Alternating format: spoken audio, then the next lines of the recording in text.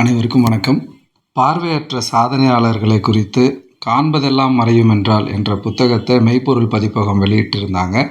இந்த புத்தகம் வேணும் அப்படின்னு நினைக்கிறவங்க 9363687259 9363687259 இந்த எண்ணுக்கு தொடர்பு கொண்டு நம்முடைய முகவரி உள்ளிட்ட தகவலை கொடுத்து நம்ம பெற்றுக்கொள்ளலாம். இதனுடைய விலை 280. ஹார்ட்பவுண்ட் புத்தகம் வேணும் அப்படின்னா 320 ரூபாயும், பிரெயில் புத்தகம் வேணும் அப்படின்னா 1280 ரூபாயும் நம்ம செலுத்தி பெற்றுக்கொள்ளலாம். கொரியர் சார்ஜ் சென்னைக்குள்ளனா 60 ரூபா, சென்னைக்கு வெளியிலனா 80 ரூபா அப்படின்னு குறிப்பிட்டிருக்காங்க. இந்த புத்தகத்தை நாம் எல்லோருமே வாங்கி படிக்கணும். வாங்கி படிக்கிறதோடு மட்டும் இல்லாமல் நம்முடைய நண்பர்கள், உறவினர்கள் என்று எல்லாருக்குமே நம்ம பரிசளித்து பார்வையற்றோர் குறித்த ஒரு விழிப்புணர்வை பொது சமூகத்துக்கு ஏற்படுத்தணும் அப்படின்னு கேட்டுக்கிறோம். இந்த புத்தகம் குறித்த அறிமுகத்தை நம்முடைய பேராசிரியர் ராதாபாய் மேடம் அவர்கள் பார்வையற்றோரால் நடத்தப்படக்கூடிய நித்திலக்கோவை அப்படிங்கிற ஒரு குழுவில் தினசரி ஒரு சாதனையாளர்களை குறித்து பகிர்ந்து வந்தாங்க. அதனை தொகுத்து நம்ம இந்த அந்தக கவி பேரவையில் பகிர்றோம். எல்லோரும் இதை கேட்டு நிச்சயமாக இந்த புத்தகத்தை வாங்கி படித்து பயன்பெறும்படி கேட்டுக்கொள்கிறோம். நன்றி. நண்பர்களுக்கு வணக்கம். சென்னையில் போய் நாங்கள் கலந்து கொண்டு வந்த விழாவில் ஒரு புத்தகம் வெளியிடப்பட்டது, சாதனையாளர்கள் பற்றியெல்லாம் சொன்னேன் இல்லையா? ஸோ அந்த புத்தகம் பிரெயிலில் இருக்குது. எனக்கு என்னமோ எதையாவது ஒன்றை படிச்சுட்டா அதை உடனே நம்ம குழு உறுப்பினர்களோடு பகிர்ந்துக்கணும் அப்படிங்கிற ஒரு எண்ணம் வர வர ரொம்ப அதிகமாயிடுச்சு. அதை தடுக்க முடியல. இந்த புத்தகத்தில் முதல் சாதனையாளரை பற்றி பார்த்தேன். அதை உங்களோட பகிர்ந்துக்கலான்னு நினைக்கிறேன். இந்த புத்தகத்தினுடைய தலைப்பு பார்த்திங்கன்னா, காண்பதெல்லாம் மறையும் என்றால் அப்படின்னு. இது பாரதியார் வரிகள் என்று சொல்லப்பட்டிருக்கிறது. இந்த புத்தகம் நடிகர் திரு கமலஹாசனுக்கும் முன்னாள் மாநில மாற்றுத்திறனாளிகள் ஆணையர் திரு சுமன் ஐஏஎஸ் அவர்களுக்கும் சமர்ப்பணம் செய்யப்பட்டிருக்கிறது. இந்த சுமன் ஐஏஎஸ் அந்த ஆணையராக இருந்து ஓய்வு பெற்றிருக்கிறார். அவர் தான் இந்த ஃபங்க்ஷனுக்கு எல்லாரையும் கௌரவித்தார். கமலஹாசன் இந்த அறக்கட்டளைக்கு நிறைய உதவி செஞ்சுட்டு வராரு. அதனால் அவருக்கு இந்த புத்தகம் சமர்ப்பணம் செய்யப்பட்டிருக்கிறது. இதில் முதலாவது சாதனையாளர் அப்படின்னு பார்த்தா டாக்டர் ராம்பாபுன்னு அவரோட பேர். அந்த கட்டுரையை எழுத்தாளர் தமயந்தி எழுதியிருக்கிறார்கள்.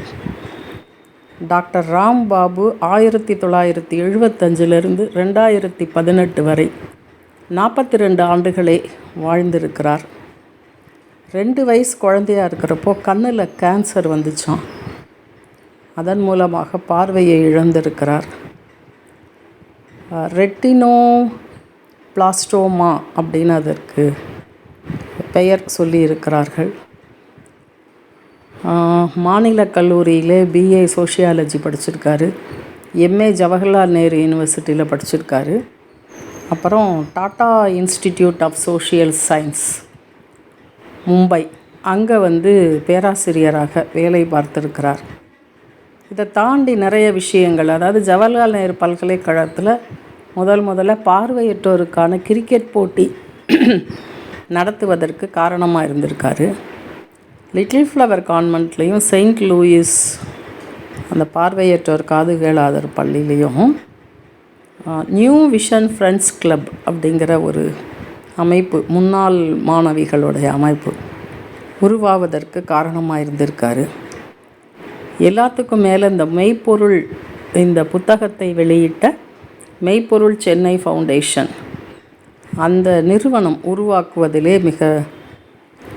உருவாக்குவதற்கு முழுமுதற் காரணமாக இருந்திருக்கிறார். அதன் மூலமாக நிறைய கல்வியில் சிறந்த பார்வையற்றவர்களை அழைத்து அவர்களுக்கு விருது வழங்குவது, வேலை வாய்ப்பு, சுய தொழில் செய்பவர்களுக்கு உதவி, இப்படி பல்வேறு விதமான பணிகளை இந்த அறக்கட்டளை செய்து வருகிறது.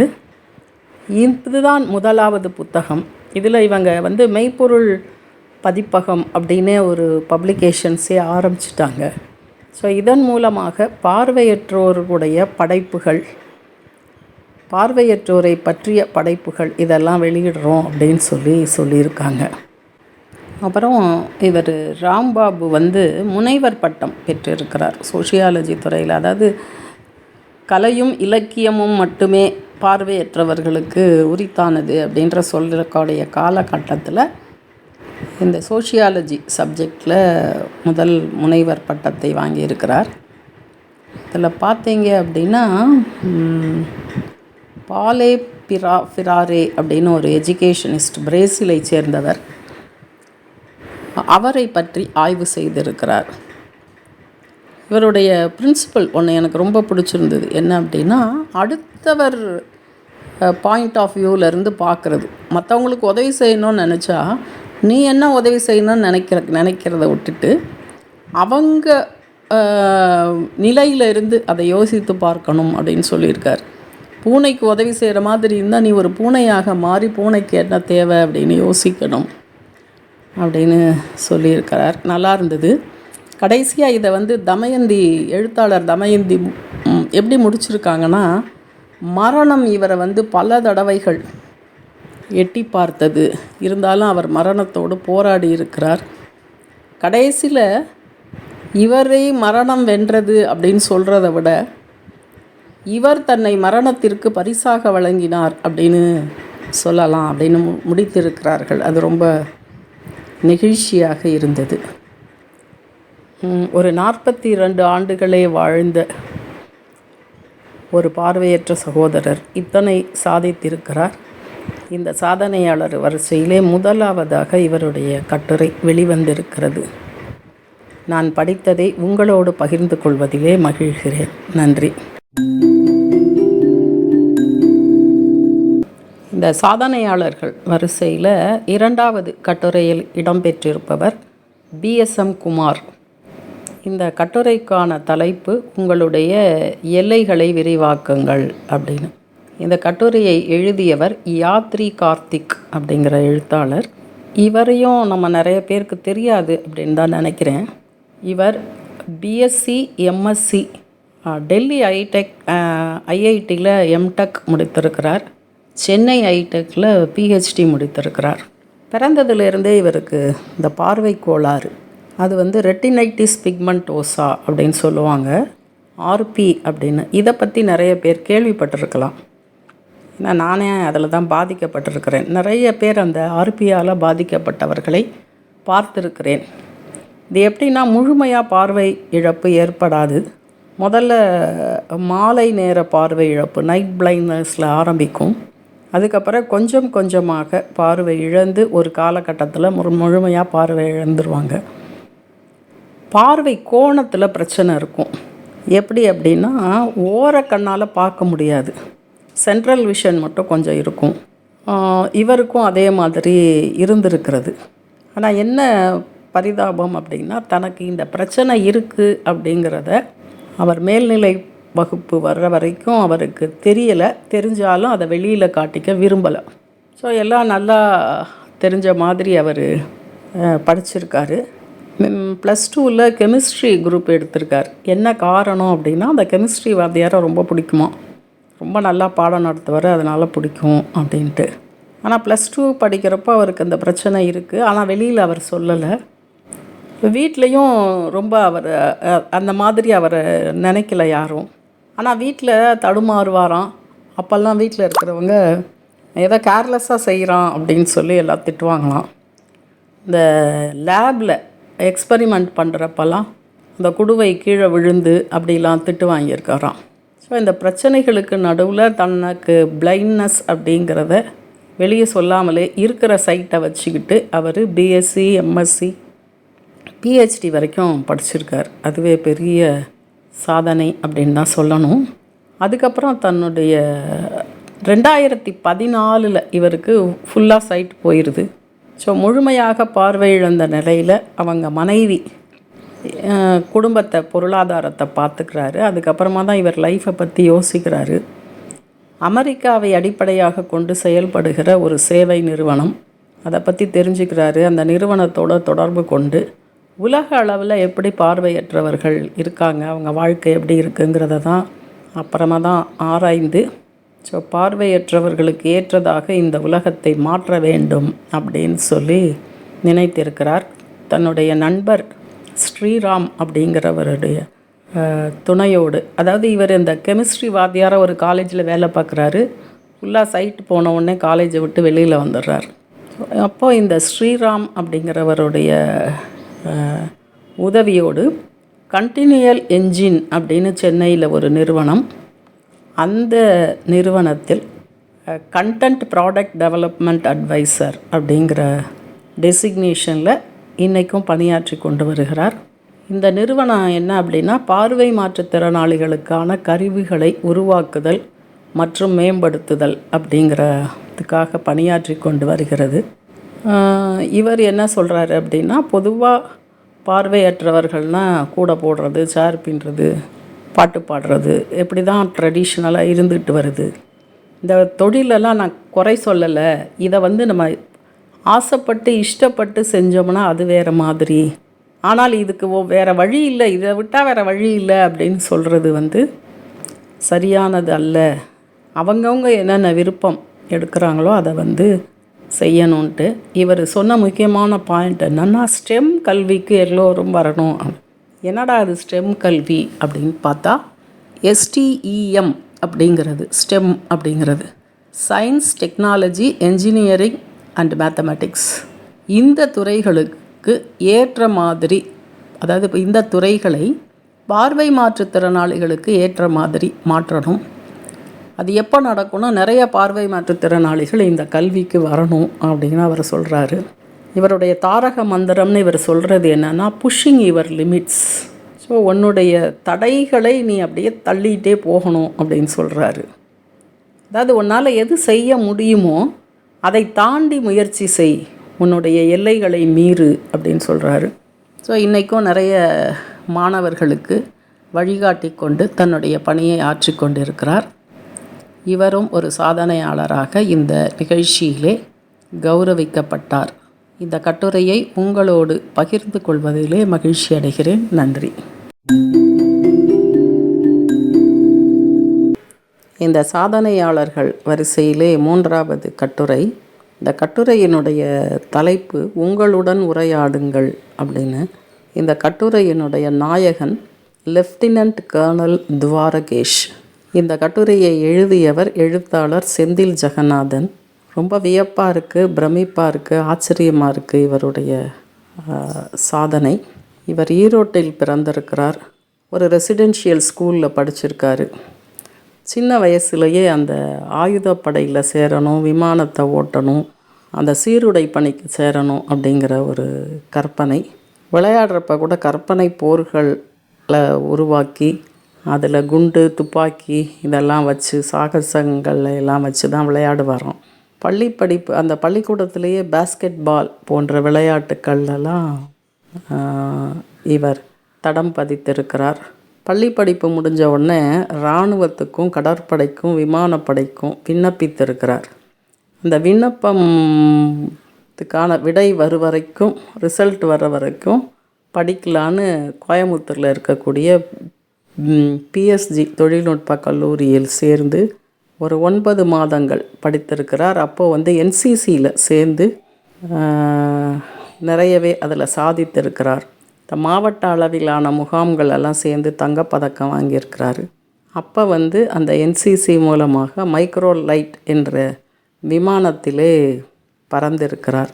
ஸோ அந்த தருணங்கள்லாம் ரொம்ப முக்கியமான தருணங்கள் அப்படின்னு சொல்லியிருக்காரு. அந்த 9 மாதத்துக்கு அப்புறம் அவருக்கு அந்த மிலிட்ரி அகாடமியில் சேர்வதற்காக அந்த தேர்வுக்கான கடிதம் வருகிறது. அதுக்காக போகிறாரு, தேர்வு செய்யப்படுகிறார். அப்புறம் அந்த பூனாவில் இருக்கக்கூடிய இந்த மிலிட்ரி காலேஜில், இந்த காலேஜ் ஆஃப் மிலிட்ரி இன்ஜினியரிங், அந்த காலேஜில் சேர்ந்து பிடெக் படிக்கிறார். எந்திரவியல் பொறியாளராக படிக்கிறாரு. நடுவில் அவருக்கு அந்த மிலிட்ரி ட்ரைனிங் எல்லாம், அந்த கடுமையான பயிற்சிகள்லாம் இருக்கும் இல்லையா, அதெல்லாம் படிக்கிறார், எதிர்கொள்கிறார். அந்த சுரங்கத்தில் வேலை பார்க்குறது, பாலம் கட்டுமானம், துப்பாக்கிகளை கையாள்வது, ஆயுதங்களை கையாள்வது, அதிலெல்லாம் ரொம்ப நல்லாவே பயிற்சி பெறுகிறார். இந்த பயிற்சி முடித்து ஒரு அதிகாரியாக அவரை வந்து அதிகாரியாக அவருக்கு ஆணை தரப்படுகிறது. அதாவது கிட்டத்தட்ட ஒரு 500 பேர் அதிகாரிகளாக ஆணை பெற்றார்கள். அதில் 3 பேரை மட்டும் மிலிட்ரி இன்டெலிஜென்ஸ் கார்ப்ஸ் அப்படிங்கிற ஒரு பதவிக்காக தேர்ந்தெடுத்தார்கள். அந்த 3வரில் இந்த துவாரகேஷ் இவரும் ஒருத்தர். அவ்வளோ சந்தோஷமாக ரொம்ப பெரிய சாதித்து விட்டதாக நினைத்து கொண்டு அந்த பணியை ஏற்றுக்கொண்ட சில நாட்களில் ஆரம்ப கட்டத்தில் ஒரு கோர விபத்து நடக்குது. இராணுவ மருத்துவமனையில் அன்கான்ஷியஸாக இருக்கார். உடல் முழுவதும் பேண்டேஜுகளால் சுற்றப்பட்டு இருக்கிறது. முகம் வீங்கி இருக்கிறது. கையில் பிளாஸ்டர் போட்டிருக்காங்க. இடுப்புலாம் தடமாறி போச்சு. பல நாட்களுக்கு பிறகு கண் விழித்த பொழுது தான் முழுமையாக பார்வை இழந்ததாக கூறுகிறார். அந்த தருணத்தை பற்றி சொல்கிறப்போ என்னுடைய கனவுகளெல்லாம் சிதைக்கப்பட்டு விட்டன, நான் இனிமேல் தனிமை சிறையில் தான் இருக்கணும் அப்படிங்கிற மாதிரிலாம் கவலைப்படுகிறார். ஆனால் அந்த நேரத்தில் இவருடைய நண்பர்கள், குடும்ப உறுப்பினர்கள் இவர்களெல்லாம் தேர்ந்தெடுக்கிற ரொம்ப இவரை தேத்துறாங்க, எப்படியாவது திரும்ப கண் பார்வை வந்துடும். ஆனால் இவருக்கு என்ன ஆசை அப்படின்னா, நம்ம எப்படியாவது இதே இராணுவ பணியில் தொடரணும் அப்படின்ட்டு. ஸோ உடம்பு சரியானதுக்கப்புறம் அதற்கான முயற்சிகளை மேற்கொள்கிறார். இவர் ஆயுதப்படையிலே தொடர்ந்து பணியாற்றுவதற்கு அனுமதி வழங்கப்படுகிறது. இப்படி அனுமதி வழங்கப்பட்ட முதல் பார்வையற்றவர் இவர்தான். அதே மாதிரி அந்த பார்வையற்ற நிலையிலும் அந்த ஆயுதப்படையிலே பணியாற்றி கொண்டிருக்கிறார். 26,000 அடி உயரம் இருக்கக்கூடிய சியாச்சின் மலைப்பகுதியில், அந்த பனிமலை பகுதியில் 0 டிகிரி வெப்பநிலையில் இவர் பணியாற்றி கொண்டிருந்த பொழுது இந்திய பிரதமர் வந்து இவருடைய உலக சாதனையை பாராட்டியிருக்கிறார். அதுக்கப்புறம் ஜனாதிபதி இவருக்கு சர்வேஸ்திர திவ்யாஞ்சன் அப்படின்னு ஒரு விருது ஒன்றை கொடுத்திருக்கிறார். இது போக அவர் கிட்டார் இசைப்பதிலே வல்லவர். நீச்சல் கற்றுக்கொண்டு அந்த நீச்சல் துறையிலையும் ரொம்ப தன்னுடைய திறமையை காட்டியிருக்கிறார். இது எல்லாத்துக்கும் மேலே இந்த national federation of the blind அதனுடைய ஆதரவோடு பிளைண்ட் ஷூட்டிங், அதாவது பார்வையற்றவருக்கு துப்பாக்கி சுடுதல் எப்படி பண்ணுறது அப்படின்னு சொல்லி கொடுத்துட்ருக்காராம். இதுக்காக 2024 2025லலாம் இந்த UAEயில் நடந்த போட்டிகளிலெல்லாம் பங்கேற்று அவர் பழைய ரெக்கார்டெல்லாம் முறியடித்திருப்பதாக சொல்லப்பட்டிருக்கிறது. இப்போது இவர் வந்து இந்தியன் ஆர்மியில் மிஷன் ஒலிம்பிக்ஸ் என்ற பிரிவில் லெஃப்டினன்ட் கேப்டனாக பணியாற்றி கொண்டிருக்கிறார். இவருடைய கதை உண்மையிலேயே நமக்கு மிகவும் பிரமிக்கத்தக்கதாக இருக்கிறது. நாளை அடுத்த சாதனையாளருடன் சந்திக்கிறேன். நன்றி. இவர் வந்து பிடெக்கு, அப்புறம் MBA, அப்புறம் MPhil படிச்சிருக்கார். படிச்சுட்டு இந்த இந்தியன் ஆர்மியில் அந்த ஒலிம்பிக்ஸ் மிஷன் ஒலிம்பிக்ஸ் பிரிவில் லெஃப்டினன்ட் கர்னலாக பணியாற்றி கொண்டிருக்கிறார். நன்றி. சாதனையாளர்கள் வரிசையில் இன்றைக்கி நம்ம பார்க்க போகிறது நம்ம எல்லோருக்கும் தெரிந்தவர், பழக்கமானவர், பெனோ ஜெஃபின். இவரை பற்றின ஒரு யூடியூப் கொஞ்ச நாளைக்கு முன்னாடி தான் நமக்கு அவர் தம்பி கந்தசாமி கொடுத்து அதை நாம் எல்லாம் கேட்டு மகிழ்ந்தோம். இவங்க 2014 அந்த குடிமை பணி தேர்வில் வெற்றி பெற்று வெளியுறவுத்துறையிலே, அது இந்தோனேஷியா தலைநகர் ஜகார்த்தாவிலே இந்திய தூதரகத்தில் வர்த்தக பிரிவிலே முதன்மை செயலாளராக பணியாற்றிட்டு வராரு. லிட்டில் ஃப்ளவர் கான்வென்ட்டில் தான் படிச்சிருக்காரு. BA MA ஸ்டெல்லா மேரி கல்லூரி படித்திருக்கிறார். அதுக்கப்புறம் குடிமை பணி தேர்வில் வெற்றி பெற்று உத்தராகண்டில் முசௌரியில் போய் பயிற்சி எடுத்திருக்கிறார். அப்புறம் டெல்லியில் இருக்கக்கூடிய லால் பகதூர் சாஸ்திரி நிர்வாக அகாடமியிலே பயிற்சி பெற்றிருக்கிறார். அதே மாதிரி டெல்லியில் சுஷ்மா ஸ்வராஜ் வெளியுறவு சேவை நிறுவனம் அங்கேயும் பயிற்சி பெற்றிருக்கிறார். அப்புறம் இராணுவ கள பயிற்சிக்காக காஷ்மீரத்துக்கும், கடற்படை கள பயிற்சிக்காக அந்தமானுக்கும், விமானப்படை கள பயிற்சிக்காக அசாமிற்கும் சென்று பயிற்சி எடுத்து கொண்டிருக்கிறார். அதாவது வெளியுறவுத்துறையில் பணியாற்றணும்னா ஏதாவது ஒரு மொழி, ஃபாரின் லாங்குவேஜ் படிக்கணும் அப்படிங்கிறது விதி. அதன்படி ஃப்ரான்ஸில் பாரிஸுக்கு சென்று பிரெஞ்சு மொழியை கற்றிருக்கிறார்.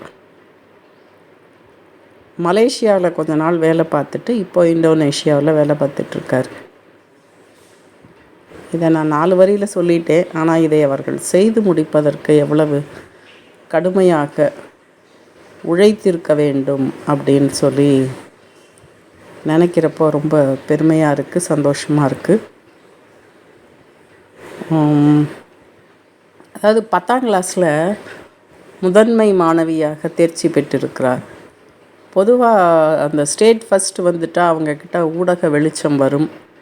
ஆனால் இவரை தேடி யாரும் வரலை அப்படின்னோடனே இவர் அன்றைய முதல்வர் கலைஞர் அவர்களை பார்த்து இந்த கோரிக்கையை வைத்திருக்கிறார். அதை ஏற்று கலைஞர் அவர்களும் ஒவ்வொரு வருஷமும் இந்த மாதிரி பார்வையற்றவர்கள் மாநில அளவிலே முதல் 3 இடங்களை பிடித்தவர்களுக்கு அவங்களோட உயர்கல்வி செலவு முழுவதும் அரசாங்கமே செலவழிக்கும் அப்படின்ற ஒரு சிறப்பு ஆணை ஒன்றை பிறப்பித்ததாக சொல்லியிருக்கிறார். அப்புறம் இவருக்கு இசை பிடிக்கும், பேச்சும் பிடிக்கும். ஆனால் இவர் தொழிலுக்கு பேச்சு ரொம்ப முக்கியங்கிறதுனால கொஞ்சம் இசைக்கு ரொம்ப நேரம் கிடைக்கல அப்படின்னு சொல்லியிருக்காங்க. பேச்சு அப்படின்னா நிறைய அந்த புற்றுநோய் விழிப்புணர்வு பற்றி பேசியிருக்கிறார். வனத்துறை பாதுகாப்பு பற்றி பேசியிருக்கார். ஸ்டாலின் துணை முதல்வராக இருந்த பொழுது அமெரிக்காவுக்குள்ள அந்த உலக தமிழ் மாநாட்டுக்கு போனாராம். அந்த 2008 நடந்திருக்கு. அந்த உலக தமிழ் மாநாட்டிலேயே அறிவித்திருக்கிறார், ஒரு குடிமை பணி அதிகாரியாக வருவது தான் என்னுடைய இலக்குன்னு மேடையிலே நான் அறிவித்தேன். ஸோ அதையே நான் நிறைவேற்றினேன் அப்படின்னு சொல்லியிருக்காரு. நிறைய விஷயங்கள் எப்படி நீங்கள் இதற்காக என்ன தியாகம் செய்தீர்கள் அப்படின்னு கேட்குறப்ப சொல்கிறாங்க. ரொம்ப அழகாக இருந்தது அது. அதாவது ஒரு குழந்தை நடக்க பழகிறதுக்கு முன்னாடி கீழே விழுந்து எந்திரிக்குது. அது நடக்க பழகினதுக்கப்புறம் நான் கீழே விழுந்து தியாகம் பண்ணேன் அப்படின்னு சொல்ல முடியுமா? ஸோ எனக்கு இது தேவைன்னு நினச்சேன். அதற்காக நான் எடுத்துக்கொள்ளுகிற முயற்சி, சிறு சிறு தோல்விகள், சிறு சிறு தடைகள் இருக்க தான் செய்யும். அதை யதார்த்தமாக எடுத்துக்கணும் அப்படின்னு சொல்லியிருக்காரு. இப்போது இருக்கக்கூடிய இளைஞர்களுக்கு சில விஷயங்கள் சொல்லியிருக்கிறார். முதல்ல நம்ம நம்மை சுற்றி என்ன நடக்குதுன்னு தெரிஞ்சுக்கணும். நம்ம வீட்டை சுற்றி, மாவட்டத்தை சுற்றி, நாட்டை சுற்றி, உலகத்தை சுற்றி என்ன நடக்கிறது அப்படின்னு செய்திகளை தெரிந்து கொள்ள வேண்டும். You must be aware of your surroundings அப்படின்னு சொல்லியிருக்காரு. அதே மாதிரி இந்த சமூக ஊடகங்களில் செல்ஃபோனை வச்சுக்கிட்டு ரொம்ப நேரம் அதில் செலவு பண்ணுறத குறைக்கணும். நிறைய புத்தகங்கள் படிக்கணும். அந்த புத்தகங்கள் தான் நம்முடைய அறிவை, சிந்தனையை, எண்ணங்களை எல்லாம் விரிவாக்கும் அப்படின்னு சொல்லியிருக்காரு. அதே மாதிரி நம்முடைய வாழ்க்கையை நாம் தான் தீர்மானிக்க வேண்டும். நம்ம வாழ்க்கையை அடுத்தவங்க தீர்மானிக்கிறதுக்கு விடக்கூடாது. எனக்கு என்ன வேணும் அப்படிங்கிறது எனக்கு தான் தெரியும் அப்படின்னு பல விஷயங்களை பற்றி இந்த கட்டுரையிலே சொல்லியிருக்கிறார். அதே மாதிரி இந்த தன்னை பற்றி ஒரு புத்தகம் எழுதுவதாகவும் அதிலே தமிழும் தன்னம்பிக்கையும் நிறைய இருக்கும் அப்படின்னு சொல்லி இந்த கட்டுரையை முடித்திருக்கிறார். இந்த கட்டுரையை எழுதிய எழுத்தாளர் ரிஷிகேஷ் ராகவேந்திரன் அப்படிங்கிறவர் தன்னுடைய எல்லைகளை தாண்டி வரும் வெளிச்சப்பூ அப்படிங்கிற மாதிரி இந்த கட்டுரைக்கு தலைப்பு கொடுத்திருக்கிறார்கள். நன்றி. கட்டுரை 5. இந்த கட்டுரையில் இடம்பெறும் சாதனையாளர் ஹேமச்சந்திரன் காரா. இவரை பற்றி கொஞ்சம் பேருக்கு தெரிஞ்சிருக்கலான்னு நினைக்கிறேன். இவர் சென்னை ஐஐடியில் மானுடவியல் மற்றும் சோஷியல் சயின்ஸ் டிபார்ட்மெண்ட்டில் அசோசியேட் ப்ரொஃபஸராக இப்பொழுது வேலை பார்த்து கொண்டிருக்கிறார். இவர் சென்னையைச் சேர்ந்தவர். இவங்க அப்பா ஒரு கணக்கர், அம்மா வந்து national agricultural comparative marketing federation அப்படிங்கிற ஒரு நிறுவனத்தில் உதவி அலுவலராக பணியாற்றியவர். இவர் ஒரு 4 வயசு குழந்தையாக இருக்கிறப்போ தட்டில் இருக்கிற சாக்லேட்டை எடுக்கிறதுக்கு தடுமாறி இருக்கார். அப்போ இவங்க அம்மாவுக்கு சந்தேகம் ஏற்பட்டுச்சு. அதே மாதிரி அவர் ஓடுறப்போ நடக்கிறப்போ எல்லாம் பொருட்கள் மேலே மோதுறது, தடுமாறுறது இப்படிலாம் பண்ணியிருக்கிறத பார்த்துட்டு இவரை டாக்டர்கிட்ட கூட்டிகிட்டு போயிருக்காங்க. ரெட்டினல் டிட்டாச்மெண்ட் அப்படிங்கிற காரணத்தினால் இவருக்கு அந்த பார்வை குறைபாடு ஏற்பட்டிருக்கிறது. அப்புறம் லிட்டில் ஃப்ளவர் கான்வென்ட்டில் சேர்த்துருக்காங்க. அங்கேயும் செயின்ட் லூயிஸ்லையும் பள்ளி படிப்பை முடித்திருக்கிறார். லயோலா காலேஜில் பிஏ இங்கிலீஷ் லிட்ரேச்சர் படிச்சிருக்கார். அது ஸ்கூலில் தமிழ் மீடியத்தில் படிச்சுட்டு காலேஜில் இங்கிலீஷ் மீடியத்தில் சேர்ந்திருக்கார், அதுவும் இங்கிலீஷ் லிட்ரேச்சர். இந்த கட்டுரையின் எழுத்தாளர், அவர் பேர் சொல்ல மறந்துட்டேன்னா, இந்த கட்டுரையின் எழுத்தாளர் வந்து ஷாலினி பிரியதர்ஷினி. அவங்க அந்த எழுத்தாளர் வந்து கேட்டிருக்காங்க, தமிழ் மீடியத்துலேருந்து இங்கிலீஷ் மீடியம் படிக்கிறப்போ உங்களுக்கு கஷ்டமாக இல்லையா? அதுக்கு ஒரு அழகான பதில் சொல்லியிருக்கார். அதாவது ஒவ்வொரு உயிரினமுமே தனக்கு ஏதாவது ஒரு நெருக்கடி வர்றப்போ அந்த நெருக்கடியிலேருந்து எப்படி தப்பிக்கிறது, அந்த நெருக்கடியை எப்படி எதிர்கொள்கிறது அப்படின்னு சொல்லி தானாக முயற்சி செய்யும். அதுக்கு வந்து பிழைத்தலை உணர்தல் அப்படின்னு சொல்லி அதுக்கு பேர். அந்த உணர்தல், அதாவது சர்வைவல் இன்ஸ்டிங்க்ட் அப்படின்னு பேராம் அதுக்கு. ஸோ அப்படி தான் இருந்தது. பிஏ படித்து முடித்த உடனே எனக்கு ஆங்கில இலக்கியத்தின் மீது இருந்த தயக்கம், பயம் அதெல்லாம் போயிடுச்சு அப்படிங்கிறாரு. அப்புறம் ஹைதராபாத்தில் இருக்கக்கூடிய பல்கலைக்கழகத்தில் சேர்ந்து முதுகலை பட்டம் பெறுகிறார். இங்கே தான் நான் வந்து ஒரு முழுமையான பொறுப்புள்ள மனிதனாக மாறினேன் அப்படின்னு சொல்கிறார். காரணம், நிறைய மாநிலங்களின் வெவ்வேறு மாநிலங்களில் இருந்த மாணவர்கள்லாம் அங்கே ஒன்றா இருந்தோம், நிறைய விஷயங்கள் பேசணும். ஒருத்தர் வந்து கேட்பார், விஜய் டெண்டுல்கர் படித்திருக்கிறாயா அப்படின்னு கேட்பார். இன்னொருத்தர் சூஃபி இலக்கியம் தெரியுமா, சூஃபி இசை தெரியுமான்னு கேட்பார். ஸோ இதை எல்லாத்தையும் கற்றுக்கிறது கஷ்டமாக இருந்தால் கூட உலகத்தில் எவ்வளோ விஷயங்கள் இருக்குது அப்படிங்கிற ஒரு விழிப்புணர்வு எனக்கு ஏற்பட்டது அப்படின்னு சொல்கிறாரு. எம்ஏ முடித்ததுக்கப்புறம் தி ஃபோர்ட் ஃபவுண்டேஷன் ஸ்காலர்ஷிப் கிடச்சி இங்கிலாந்தில் கேம்பிரிட்ஜ் பல்கலைக்கழகத்துக்கு கீழே இருக்கக்கூடிய பெம்ப்ரூக் அப்படிங்கிற ஒரு கல்லூரியில் முனைவர் பட்டத்திற்காக சேருகிறார். அங்கே ஒரு 6 ஆண்டுகள் படிக்கிறாரு. உடல்நல சவால் ஏற்பட்டால் கூட மன உறுதியோடு இந்த படிப்பை முடிக்கிறார். இவருடைய வழிகாட்டி, ஆய்வு வழிகாட்டி, அவர் பேர் வந்து டிம் கிரிப். இவருக்கு ரொம்ப சப்போர்ட்டிவாக இருந்திருக்காரு. அவர் என்ன சொன்னாராமா, படித்து முடிச்சுட்டு இங்கே இங்கிலாந்துலேயே இருக்காமல் இந்தியாவுக்கு போய் அந்த நாட்டினுடைய கல்வி வளர்ச்சிக்கு நீ உழைக்கணும் அப்படின்னு சொன்னாராம். அதாவது அறிவு என்பது ஒரு அறைக்குள்ளே இருக்கிறத விட அந்த அறிவு பகிரப்படும் பொழுது பன்மடங்காகிறது அப்படின்னு சொல்லி அவர் சொன்ன வார்த்தைகள் என் மனதில் ஆழமாக பதிந்து விட்டது அப்படின்னு இவர் சொல்லியிருக்காரு. அப்புறம் ஐஐடியில் வேலைக்கு சேர்ந்திருக்கிறார். இங்கே ஐஐடியில் என்னென்னா ஆர்க் அப்படின்ற ஒரு அமைப்பை ஏற்படுத்தி இருக்கிறார், அக்சசிபிலிட்டி ரிசர்ச் சென்டர் அப்படின்றது. இதன் மூலமாக இந்த மாற்றுத்திறனாளி மாணவர்களுக்கு அந்த அறிவியல், தொழில்நுட்பம் இதெல்லாம், அந்த ஸ்டெம் கல்வின்னு இதுக்கு முன்னாடி பார்த்தோம் இல்லையா, சயின்ஸ், டெக்னாலஜி, இன்ஜினியரிங், மேத்தமெட்டிக்ஸ், இதையெல்லாம் மாற்றுத்திறனாளிகளுக்கு எப்படி சாத்தியப்படுத்துவது அப்படிங்கிறத பற்றி இந்த அமைப்பு செயல்படுகிறது. இந்த அமைப்பினுடைய நோக்கமே, அதாவது அனைவரையும் உள்ளடக்கிய கல்வி, அனைத்தையும் உள்ளடக்கிய கல்வி, அதை வந்து சாத்தியப்படுத்துவது அப்படிங்கிறது தான். நிறைய விஷயங்கள் சொல்லியிருக்கிறார். அதாவது மாற்றுத்திறனாளிகளுக்கு பள்ளிகள் இருக்குது, பயிற்சி கூடங்கள்லாம் இருக்குது. அது வந்து கிறிஸ்டியன் மிஷனரிஸ் மற்றும் தொண்டு நிறுவனங்கள் இதன் மூலமாக செய்யப்படுகிறது. ஆனால் அங்கே நிறைய முறைகேடுகள் நடக்குது, பாலின வன்முறைகள் நடக்குது, சுகாதாரம் இல்லை, அரசாங்கத்தின் பாராமுகமும் இதற்கு ஒரு காரணம் அப்படின்லாம் சொல்லியிருக்கிறார். அப்புறம் அடையாள அரசியல் என்பதை பற்றி பேசுகிறார். இந்த அடையாள அரசியலுக்கு முன்னோடியாக இருப்பது பாலின அரசியல் அப்படிங்கிறது. எப்படி பெண்கள் பெண் சிசு கொலையிலிருந்து அவர்களுக்கு எதிராக சொல்லப்பட்ட ஒவ்வொரு தடையையும் அடியடியாக எடுத்து வச்சு தாண்டி வந்தாங்களோ, அப்படி தான் மாற்றுத்திறனாளிகளும் தங்களுடைய சவால்களுக்கு எதிராக போராட வேண்டியிருக்கு அப்படின்னு சொல்கிறார். அது கண் தெரியாதவன், காது கேட்காதவன், வாய் பேச முடியாதவன், மூளை வளர்ச்சி குன்றியவன், இப்படியெல்லாம் ஏதோ வசை சொற்கள் போல இருந்ததை இன்றைக்கு மாற்றுத்திறனாளிகள் அப்படின்னு அடையாளப்படுத்தி இருக்கிறார்கள் அப்படின்னு சொல்கிறார். அதை தான் அடையாள அரசியல் அப்படின்னு குறிப்பிடுகிறார். நிறைய விஷயங்கள், அறிவியல் என்பது ஒரு கலை.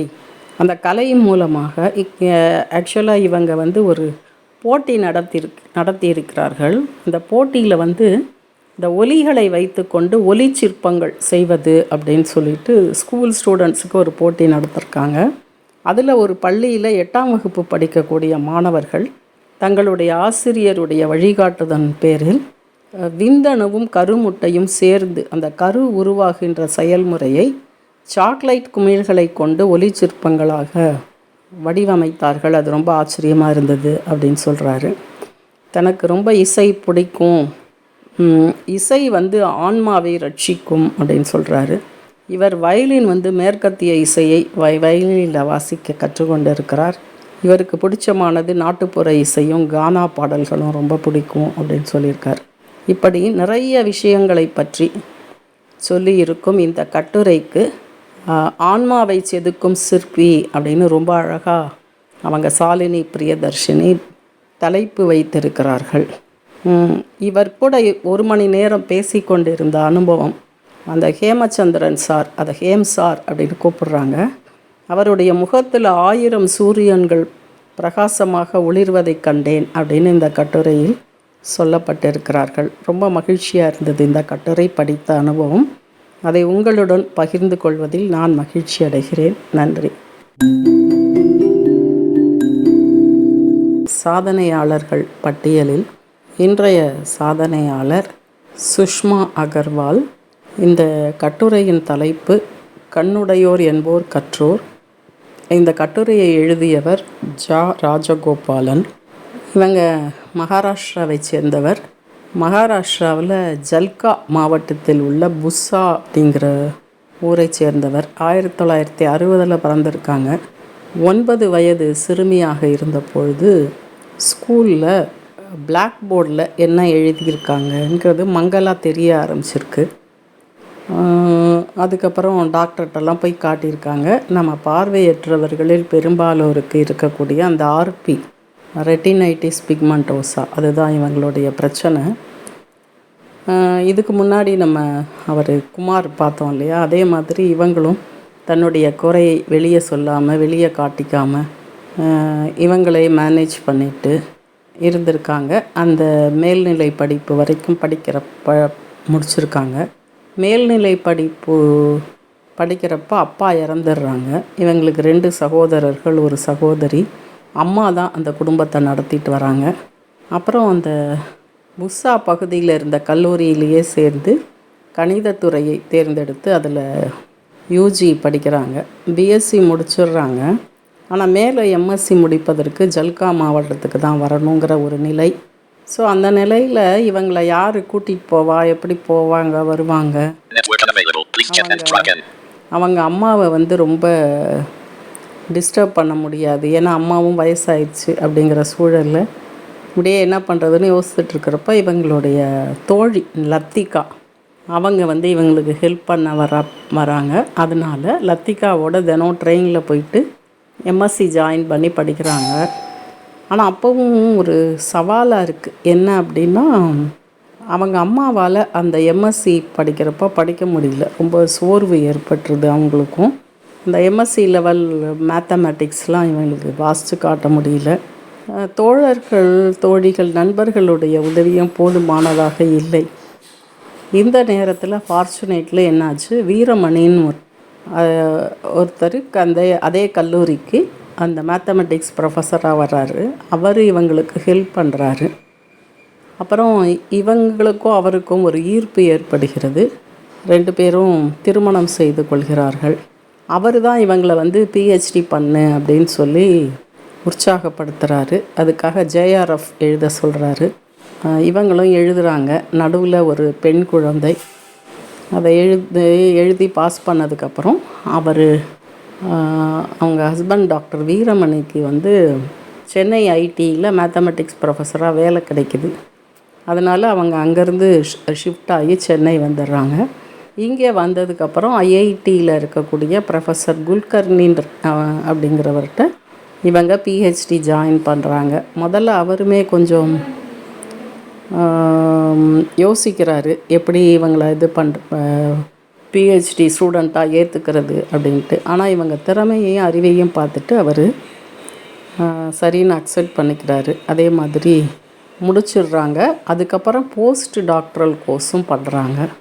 அப்புறம் இங்கே சென்னை பல்கலைக்கழகத்தில் Ramanujan institute of advance studies in mathematics அங்கே வந்து பேராசிரியராக பணியில் சேர்ந்து பேராசிரியர் பணி புரிகிறாங்க. 2018க்கு அப்புறம் இவங்க அதே நிறுவனத்தில் இயக்குனராக பணியாற்றுறாங்க. 2020 பணி நிறைவு பெற்று தன்னுடைய அந்த ப்ரொஃபஷ்னல் லைஃப்பை ரொம்ப சக்ஸஸ்ஃபுல்லாக முடிக்கிறாங்க. ஸோ இவங்களுடைய சாதனை, இவர்களுடைய கணவர், அந்த பேராசிரியர்கள் இவருக்கு கொடுத்த உதவி, இவருடைய விடாமுயற்சி, தன்னம்பிக்கை எல்லாமே நமக்கு உற்சாகத்தை தருகிறது. இன்னொரு பதிவில் சந்திப்போம். நன்றி. கட்டுரையின் தலைப்பு பெரிதினும் பெரிது கேள். இந்த கட்டுரையின் சாதனையாளர் டிடி தினகர். இந்த கட்டுரையை எழுதியவர் ஷாலினி பிரியதர்ஷினி. இந்த கட்டுரை எப்படி ஆரம்பிக்குது அப்படின்னா, சலனமற்று போய்கொண்டிருந்த ஒரு வாழ்க்கையில் திடீர்னு மலை முகட்டின் விளிம்பில் நிற்கக்கூடிய ஒரு நிலையில் ஒரு மனுஷனுக்கு 2 ஆப்ஷன். ஒன்று கீழே விழுந்துடுறது, இன்னொன்று பறக்கிறது. இப்படிப்பட்ட சூழ்நிலையில் நான் பறப்பதை தேர்ந்தெடுத்தேன் அப்படின்னு அவர் தினகர் சொன்னதாக இந்த கட்டுரை ஆரம்பிக்கிறது. நம்மில் நிறைய பேருக்கு தினகரை தெரிந்திருக்கலாம். இவருக்கு 20 வயசு ஆறப்போ மேக்குலர் டீஜெனரேஷன் அல்லது ரெட்டினா டீஜெனரேஷன் என்ற பிரச்சனையினால் பார்வை பாதிக்கப்பட்டது. அதை உணர்ந்து கிட்டத்தட்ட ஒரு 3 ஆண்டுகள் அந்த வலி மிகுந்த நாட்களை பற்றி அவர் சொல்லியிருக்கிறார். தனக்கென்று ஒரு அடையாளத்தை எப்படி காண்பது அப்படிங்கிறத பற்றி யோசித்து அந்த மன வலி, மன அழுத்தம் இதை பற்றிலாம் சொல்லியிருக்காரு. ஆனால் அதுக்கப்புறம் அதிலிருந்து அவர் மீண்டு எழுந்த கதை, அவர் சாதித்த சாதனைகள் எல்லாமே நமக்கு பிரமிப்பூட்டுகின்றன. கோயமுத்தூரில் அப்போதைய வேலைவாய்ப்பு அதிகாரியாக இருந்த சிவசாமி என்பவரை பார்த்திருக்கிறார்.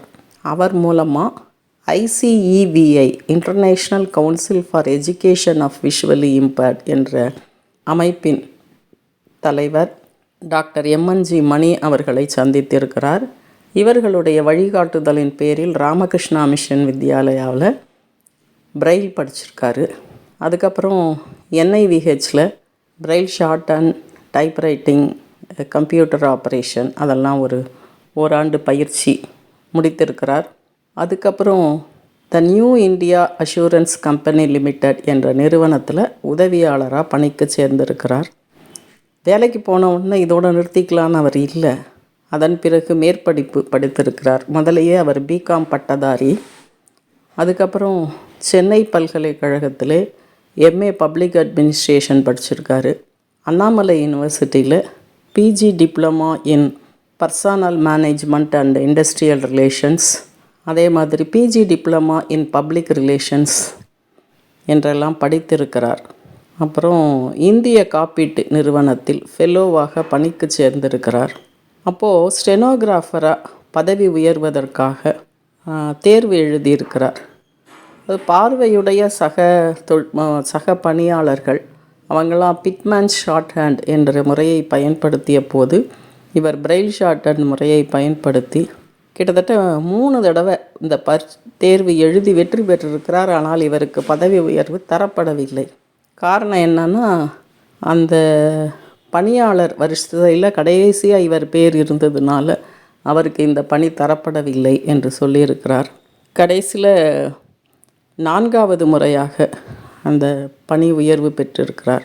அப்போ தான் இவருக்கு குடிமைப் பணிகளில் பார்வையற்றோர் குடிமைப் பணி தேர்வுகளில் பங்கேற்கலாம் அப்படிங்கிறது தெரிஞ்சு அதற்கான முயற்சியிலே ஈடுபட்டிருக்கிறார்.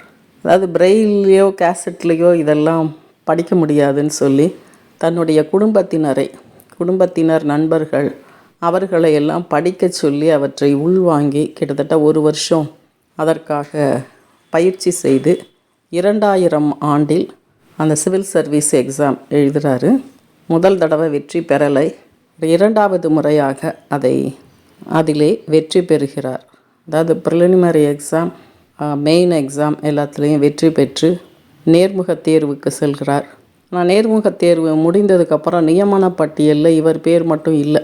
அதுக்கப்புறமா அந்த ஸ்டேட் கமிஷனர் ஃபார் டிசேபிள்டு அவர்கிட்ட போய் முறையிடுறாரு. அவர் 1 வருடமாக எந்த ஒரு நடவடிக்கையும் மேற்கொள்ளவில்லை. அதனால் டெல்லியில் இருக்கிற உயர்நீதிமன்றத்தில் ஒரு ரிட் மனு தாக்கல் பண்ணுறாரு. நீண்ட சட்ட போராட்டத்திற்கு பிறகு அவர் இந்திய ரயில்வேலில் அசிஸ்டண்ட் பர்சனல் ஆஃபீஸராக நியமிக்கப்படுகிறார். அதுக்கப்புறம் divisional personal officer, deputy personal officer, senior personal officer உள்ளிட்ட பல பதவி உயர்வுகளை பெறுகிறார். இன்றைக்கு சீஃப் பர்சனல் ஆஃபீஸராக பணியாற்றி கொண்டிருக்கிறார். இது ஒவ்வொரு கட்டத்திலும் அவர் சந்தித்த சவால்கள் அதெல்லாம் உண்மையிலுமே நெகிழ்ச்சி வாய்ந்தவை. அதேனா முதல் முறையாக ஒரு விஷயத்தை சாதிக்கின்ற பொழுது அது ஒவ்வொரு இடத்துலையும் அந்த தடைகளை தகர்த்து வர வேண்டிய ஒரு சூழல், அதை இவர் மிகவும் மன உறுதியுடனும் தன்னம்பிக்கையுடனும் சந்தித்திருக்கிறார். 2001 இவர் அந்த சிவில் சர்வீஸ் எக்ஸாம் எழுதுனதுக்கும் இன்றைக்கும் என்னென்ன மாற்றங்கள் ஏற்பட்டிருக்கிறது அப்படிங்கிறத பற்றி இந்த கட்டுரையிலே சொல்லியிருக்கிறார். அது உண்மையிலுமே ரொம்ப ஒரு விழிப்புணர்வு தருவதாகவே இருந்தது. ஏன்னா 2001 சிவில் சர்வீஸ் எக்ஸாம் எழுதுகிறப்போ அந்த கொஸ்டின் பேப்பர் ஃபார்மேட் அதில் பார்வையற்றவர்களுக்குன்னு தனியாக ஒன்றும் விசேஷமாக இல்லை. நிறைய வரைபடங்கள், கிராஃப் இருக்கிற மாதிரி கேள்விகள் இருக்கும். ஆனால் இன்றைக்கு பார்வையற்றவர்களுக்கு தரப்படுகின்ற அந்த கொஸ்டின் பேப்பரில் அந்த மாதிரி கிராஃப் ஒன்றும் இல்லை அப்படின்னு சொல்லியிருக்காரு. 2வதாக அப்போது இடஒதுக்கீடோ இந்தந்த பணிகளில் பார்வையற்றவர்களை நியமிக்கலாம் என்று அடையாளப்படுத்துதலோ இல்லை. ஆனால் இன்றைக்கி இடஒதுக்கீடு இருக்குது, பார்வையற்றவர்களுக்கு என்று அந்த அடையாளப்படுத்தக்கூடிய சேவைகள் இன்றைக்கு வரையறுக்கப்பட்டிருக்கன அப்படின்னு சொல்லியிருக்கிறாரு. அதே மாதிரி அன்னைக்கு டெல்லியில் போய் தான் எக்ஸாம் எழுதணுங்கிற ஒரு நிலை. 2001, 2002 இவர் அந்த தேர்வை எழுதுவதற்காக கிட்டத்தட்ட 5 முறை டெல்லி சென்று வந்திருக்கிறார். இன்றைக்கி நாடு முழுவதும் இருக்கிற மையங்களில் எங்கே வேணாலும் பார்வையற்றோர் எழுதலாம் என்கின்ற நிலை வந்திருக்கிறது. இந்த மாற்றங்களை எல்லாம் அதாவது தான் மட்டும் முன்னேறினா போதும் அப்படின்னு இல்லாமல் தன்னை போன்றவர்கள், தனக்கு பின்னால் வருபவர்கள் எளிதாக இதை கையாள வேண்டும் என்பதற்காக அவர் எடுத்த முயற்சிகள் எல்லாம் இதன் மூலம் நமக்கு புரிகின்றன. அதுக்கப்புறம் பார்வையற்றோர் நலனில் அக்கறை கொண்டு நிறைய பணிகள் செய்திருக்கிறார். நேஷ்னல் ஃபெடரேஷன் ஃபார் த பிளைண்டில் இருந்திருக்காரு. அதனுடைய அகில இந்திய மாநாட்டை கோயம்புத்தூரிலே நடத்தியிருக்கிறார்.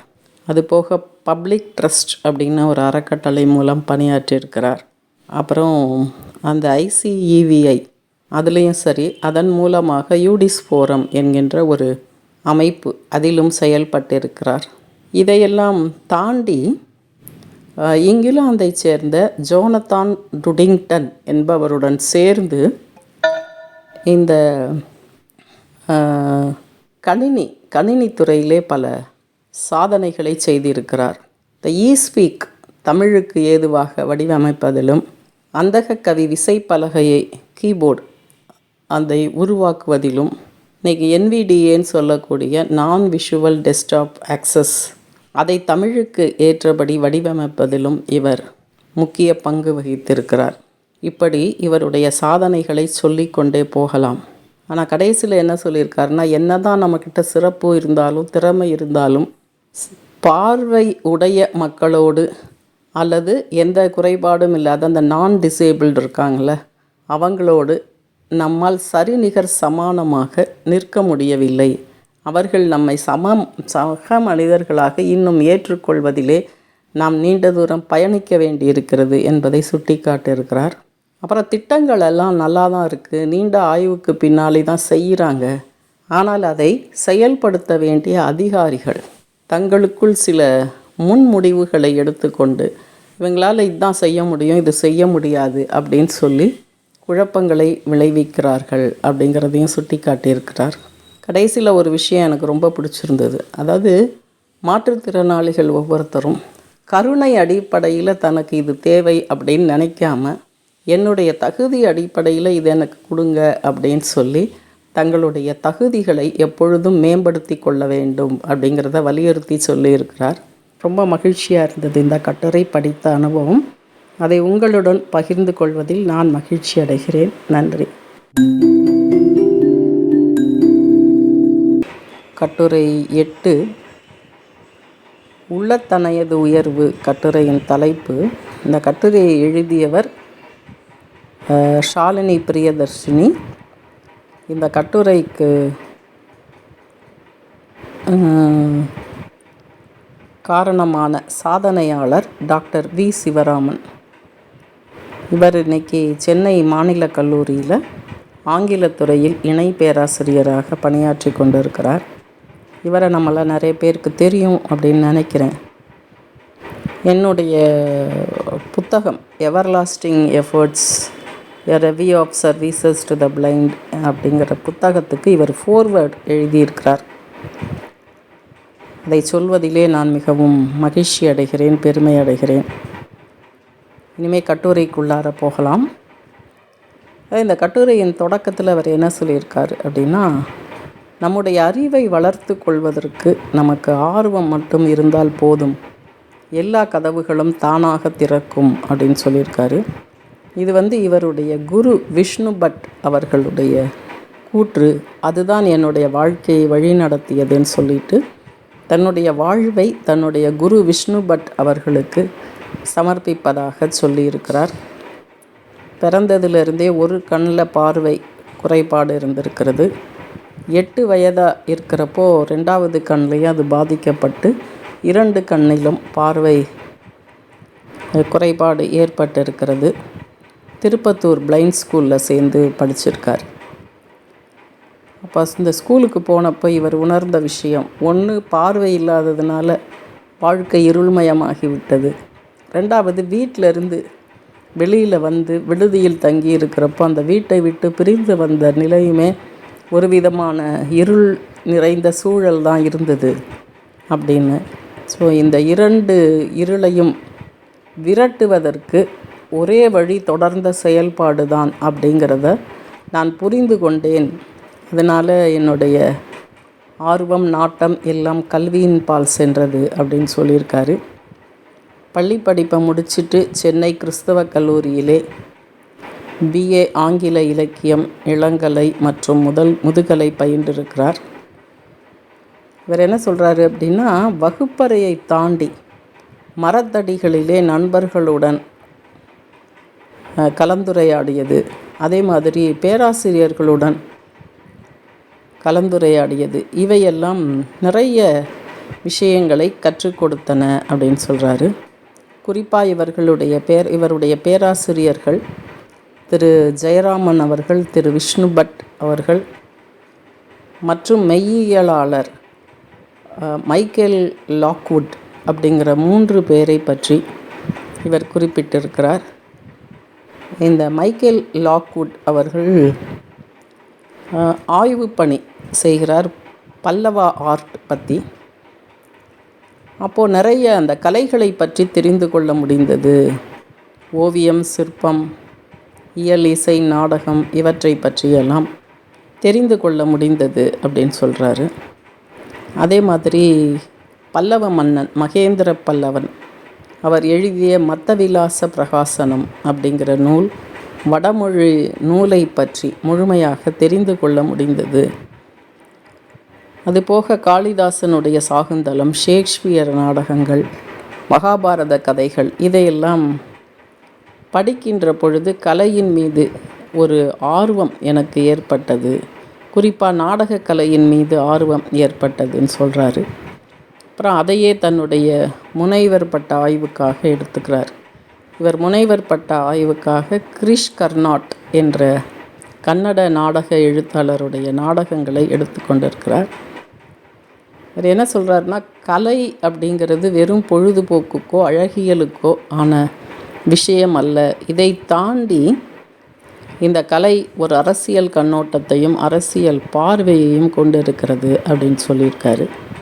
1997 இந்தியாவினுடைய பொன்விழா, சுதந்திரம் பெற்று அந்த பொன்விழா ஆண்டில் ட்ரீம்ஸ் ஆஃப் திப்பு சுல்தான் அப்படிங்கிற நாடகத்தை பிபிசியிலே ஒளிபரப்பினார்கள் அப்படின்றது சொல்லியிருக்காரு. அதே மாதிரி அந்த அக்னிமட்ட மழை அப்படிங்கிற ஒரு நாடகம் இவருக்கு மிகவும் பிடித்தமான நாடகம் அப்படின்னு சொல்லியிருக்கார். இவருடைய அந்த முனைவர் பட்டம் முடித்து அங்கேயே அதாவது கொஞ்ச நாள் தனியார் பள்ளியில் ஆசிரியராக பணியாற்றி அதுக்கப்புறம் யூஜிசி நெட் தேர்விலே வெற்றி பெற்று பேராசிரியராக பணியில் சேர்ந்ததை சொல்கிறாரு. ஆங்கிலத்தில் நெட்டு தேர்விலே தேர்ச்சி பெற்ற முதலாவது பார்வை மாற்றுத்திறனாளி என்ற பெருமைக்குரியவர். நிறைய விஷயங்கள் அவர் பேசியிருக்கார். அதாவது இணையத்துக்கு முன்னாடி இருந்த ஆசிரியர் மாணவர் உறவும் இணையத்தின் வருகைக்கு பின்னாடி இருக்கக்கூடிய ஆசிரியர் மாணவர் உறவிலும் நிறைய வித்தியாசம் இருக்குது அப்படின்னு சொல்லியிருக்காரு. இந்த இணையத்துக்கு முன்னாடி பார்த்திங்கன்னா மாணவர்களுக்கு ஒரு தகவல் தருகின்ற ஒரு களஞ்சியமாக ஒரு அந்த அறிவு பெட்டகமாக ஆசிரியர்கள் இருந்திருக்கிறார்கள். ஆனால் இன்றைக்கி இணையம் தகவல் கிடங்காக இருக்கிறது. அப்போது மாணவனால் ஆசிரியரோடு நெருங்கி வர முடியல, ஏதோ கண்ணை கட்டி காட்டில் விட்ட மாதிரி இருக்குது. அதே மாதிரி அந்த மாணவனுக்கு ஏற்ற முறையிலே அவனுடைய வாழ்க்கைக்கு வழிகாட்டியாக ஆசிரியர் இருக்க வேண்டிய ஒரு சூழல், ஒரு கட்டாயத்திற்கு உள்ளாக்கப்பட்டிருக்கிறோம் ஆசிரியர்கள் அப்படிங்கிறதையும் சுட்டி காட்டியிருக்கிறார். அப்புறம் இவர் பள்ளி ஆசிரியர்களுக்கும் கல்லூரி ஆசிரியர்களுக்கும் இருக்கக்கூடிய வேறுபாட்டை பற்றி சொல்லியிருக்கிறார். ஏன்னா கல்லூரி மாணவர்கள் வாத்தியார்களை ரொம்பவே நல்லாவே எடை போட்டுருவாங்க. ஸோ அதற்கேற்றவாறு ஆசிரியர்கள் தங்களை தகவமைத்து கொள்ள வேண்டியது ரொம்ப முக்கியம் அப்படிங்கிறத பற்றி சொல்லியிருக்கிறார். அதே மாதிரி 8ஆம் வகுப்பு வரையிலாவது பார்வை மாற்றுத்திறனாளிகள் சிறப்பு கல்வியில் பயில வேண்டும் அப்படிங்கிறதையும் சொல்லியிருக்கிறாரு. கல்வி திட்டத்தில் இந்த விழிப்புணர்வு கல்வி இருக்கணும், தன்னிறைவு நோக்கியதாக கல்வி இருக்க வேண்டும் அப்படிங்கிறதெல்லாம் வலியுறுத்தி சொல்லியிருக்கிறார். கடைசியில் இவருடைய கட்டுரை அந்த திருக்குறளோடு முடித்திருக்கிறார்கள்.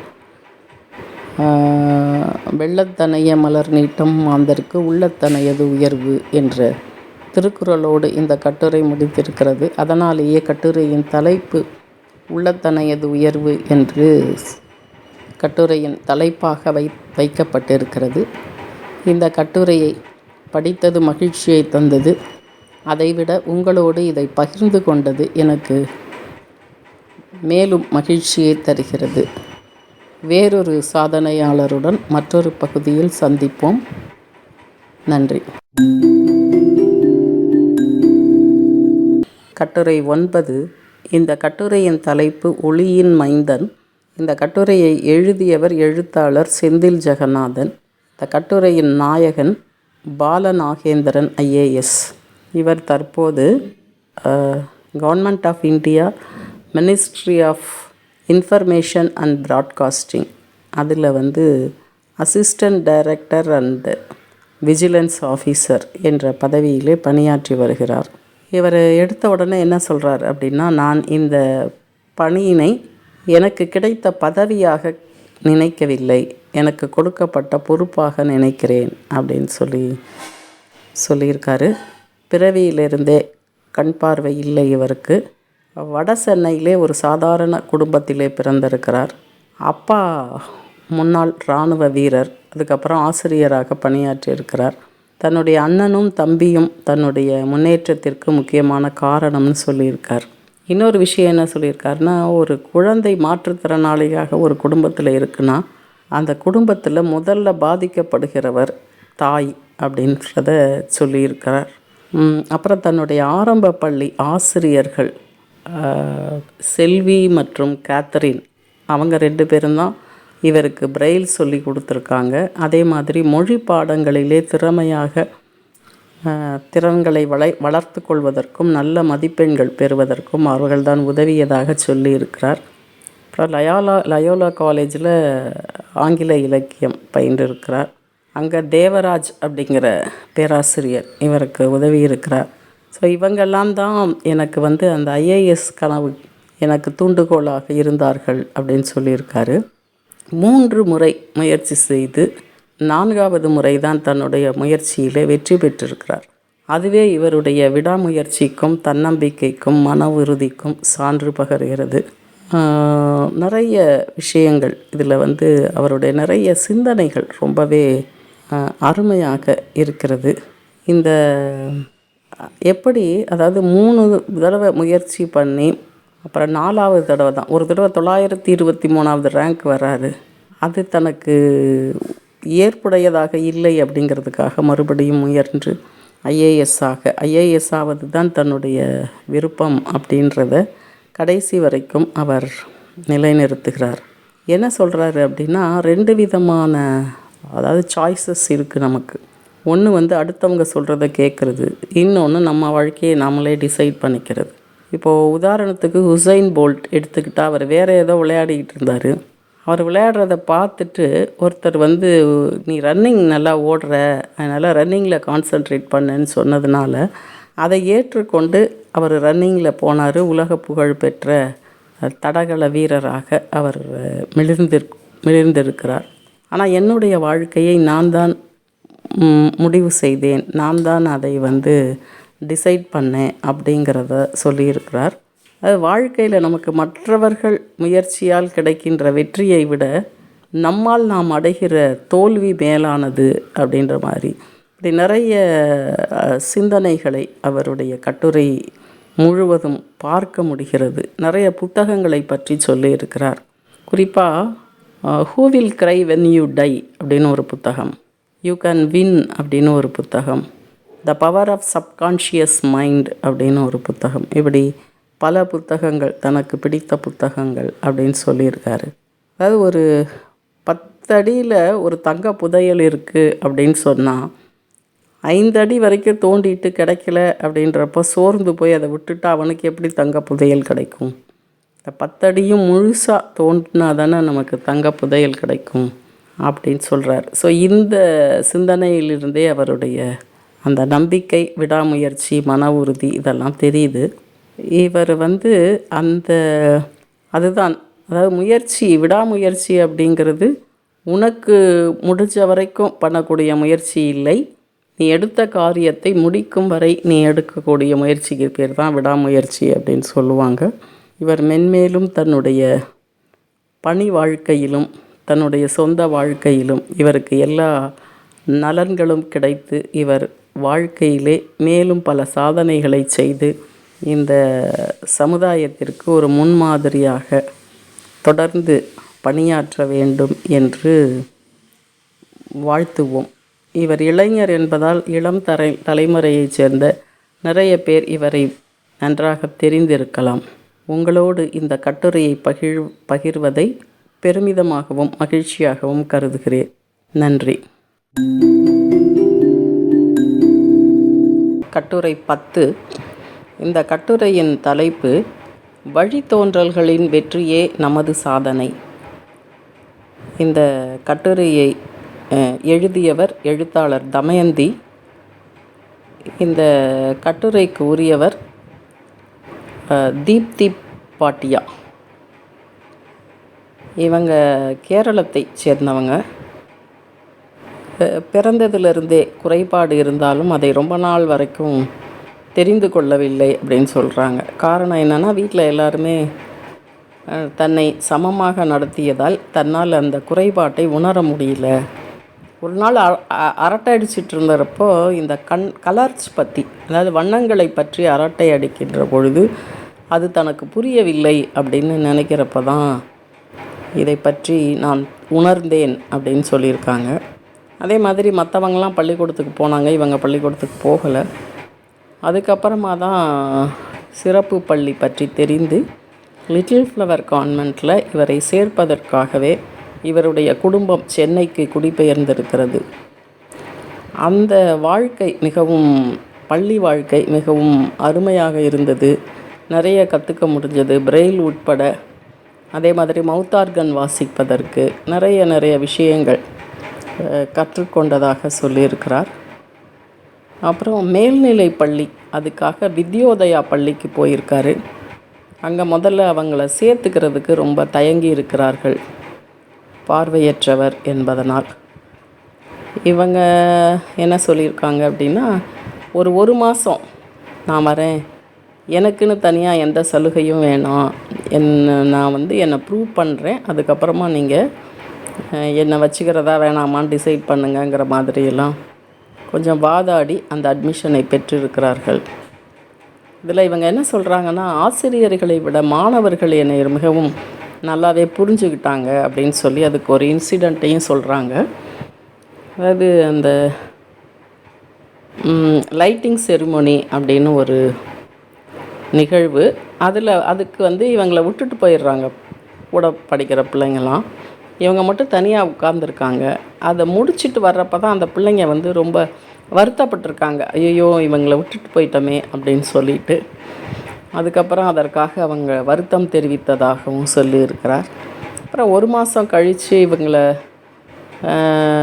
இந்த பிள்ளைங்களே கூட படிக்கிற மாணவர்களே இல்லை எங்கள் கூட சேர்ந்து படிக்கட்டும், நாங்கள் உதவி செய்கிறோம் அப்படின்னு சொன்னதாகவும் அதை தொடர்ந்து இவர்கள் படிக்க அனுமதிக்கப்பட்டதாகவும் சொல்லியிருக்கிறார். அப்புறம் ஸ்டெல்லா மேரிஸ் காலேஜில் பிஏ, எம்ஏ, எம்ஃபில்லாம் வரலாற்று துறையை தேர்ந்தெடுத்திருக்கிறார். இவங்களுக்கு உளவியல் ரொம்ப பிடிச்சிக்கும் அப்படின்னு சொல்லியிருக்காரு. ஆனால் உளவியலில் நீங்கள் முகபாவனங்களை பார்த்து தெரிந்து கொள்ள வேண்டியிருக்கும், அதனால் அதை படிக்க முடியாதுன்னு சொல்லியிருக்காங்க.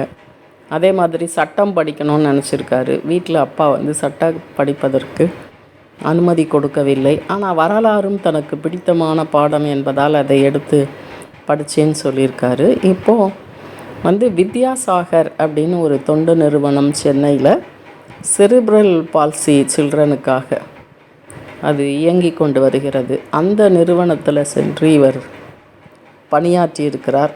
அப்போ இவருக்கு கல்லூரி விரிவுரையாளர் பணி இவரை தேடி வந்திருக்கிறது. ஆனால் அந்த வாய்ப்பை இவர் ஏற்றுக்கொள்ளவில்லை. காரணம், அந்த சமூக பணியில் இருக்கக்கூடிய நாட்டம் காரணமாக. இது 1994 அப்போது முதலமைச்சராக இருந்த அவங்க ஜெயலலிதா மேடம், அவங்க ஒரு சிறப்பு ஆணை மூலமாக ஒரு 50 போஸ்டிங்ஸ் போட்டாங்க. 40 டீச்சர்ஸ், 10 காலேஜ் லெக்சரர்ஸ்னு. அதில் எனக்குமே பணி நியமனம் அதில் தான் கிடைத்தது. அப்போ இவங்களுக்கும் நியமனம் கிடச்சிது. ஆனால் இவங்க அந்த பணியில் ஜாயின் பண்ணலை. அதுக்கு காரணம் இந்த மாதிரி சமூக பணியில் அவருக்கு இருந்த நாட்டம். அதுக்கப்புறம் தற்போது national association for the blind Tamil Nadu branch அதில் சீஃப் எக்ஸிக்யூட்டிவ் ஆஃபீஸர் அப்படி அதனுடைய பொறுப்பாளராக பணியாற்றி கொண்டு இருக்கிறார். நிறைய விஷயங்கள் இவர் சொல்லியிருக்கிறார். அதாவது மாற்றுத்திறனாளி குழந்தைகளை அவர்களுடைய வெற்றிக்காக மிகவும் பாடுபட்டு இருக்கிறார். இந்த சர்வ சிக்ஷா அபியான் திட்டம், அனைவருக்கும் கல்வி, அந்த திட்டத்தின் கீழ் கிட்டத்தட்ட 77 பள்ளிகளில் 300 குழந்தைகளுக்கு மேல் சேர்த்து அவர்களை வெற்றிகரமாக அவர்களுடைய கல்வி பயணத்தை நடத்துவதற்கு உதவி செய்திருப்பதாக சொல்லியிருக்கிறார். அப்புறம் அந்த ஆசிரியர்களுக்கு பயிற்சி கொடுக்கக்கூடியதை செய்திருக்கிறாங்க இவங்க அமைப்பு மூலமாக. அதில் பார்த்திங்கன்னா முதல் வருஷம் 2 டீச்சர்ஸ் தான் வந்தாங்களாம். அதாவது ஹெச்எம்ஸ், தலைமை ஆசிரியர்களுக்கு பயிற்சி கொடுக்குறப்போ முதல்ல ஒரு 2 தலைமை ஆசிரியர்கள் தான் வந்திருக்காங்க. 5-6 வருடங்களுக்கு பிறகு ஒரு 15 பேர் வந்ததாக சொல்லுகிறார்.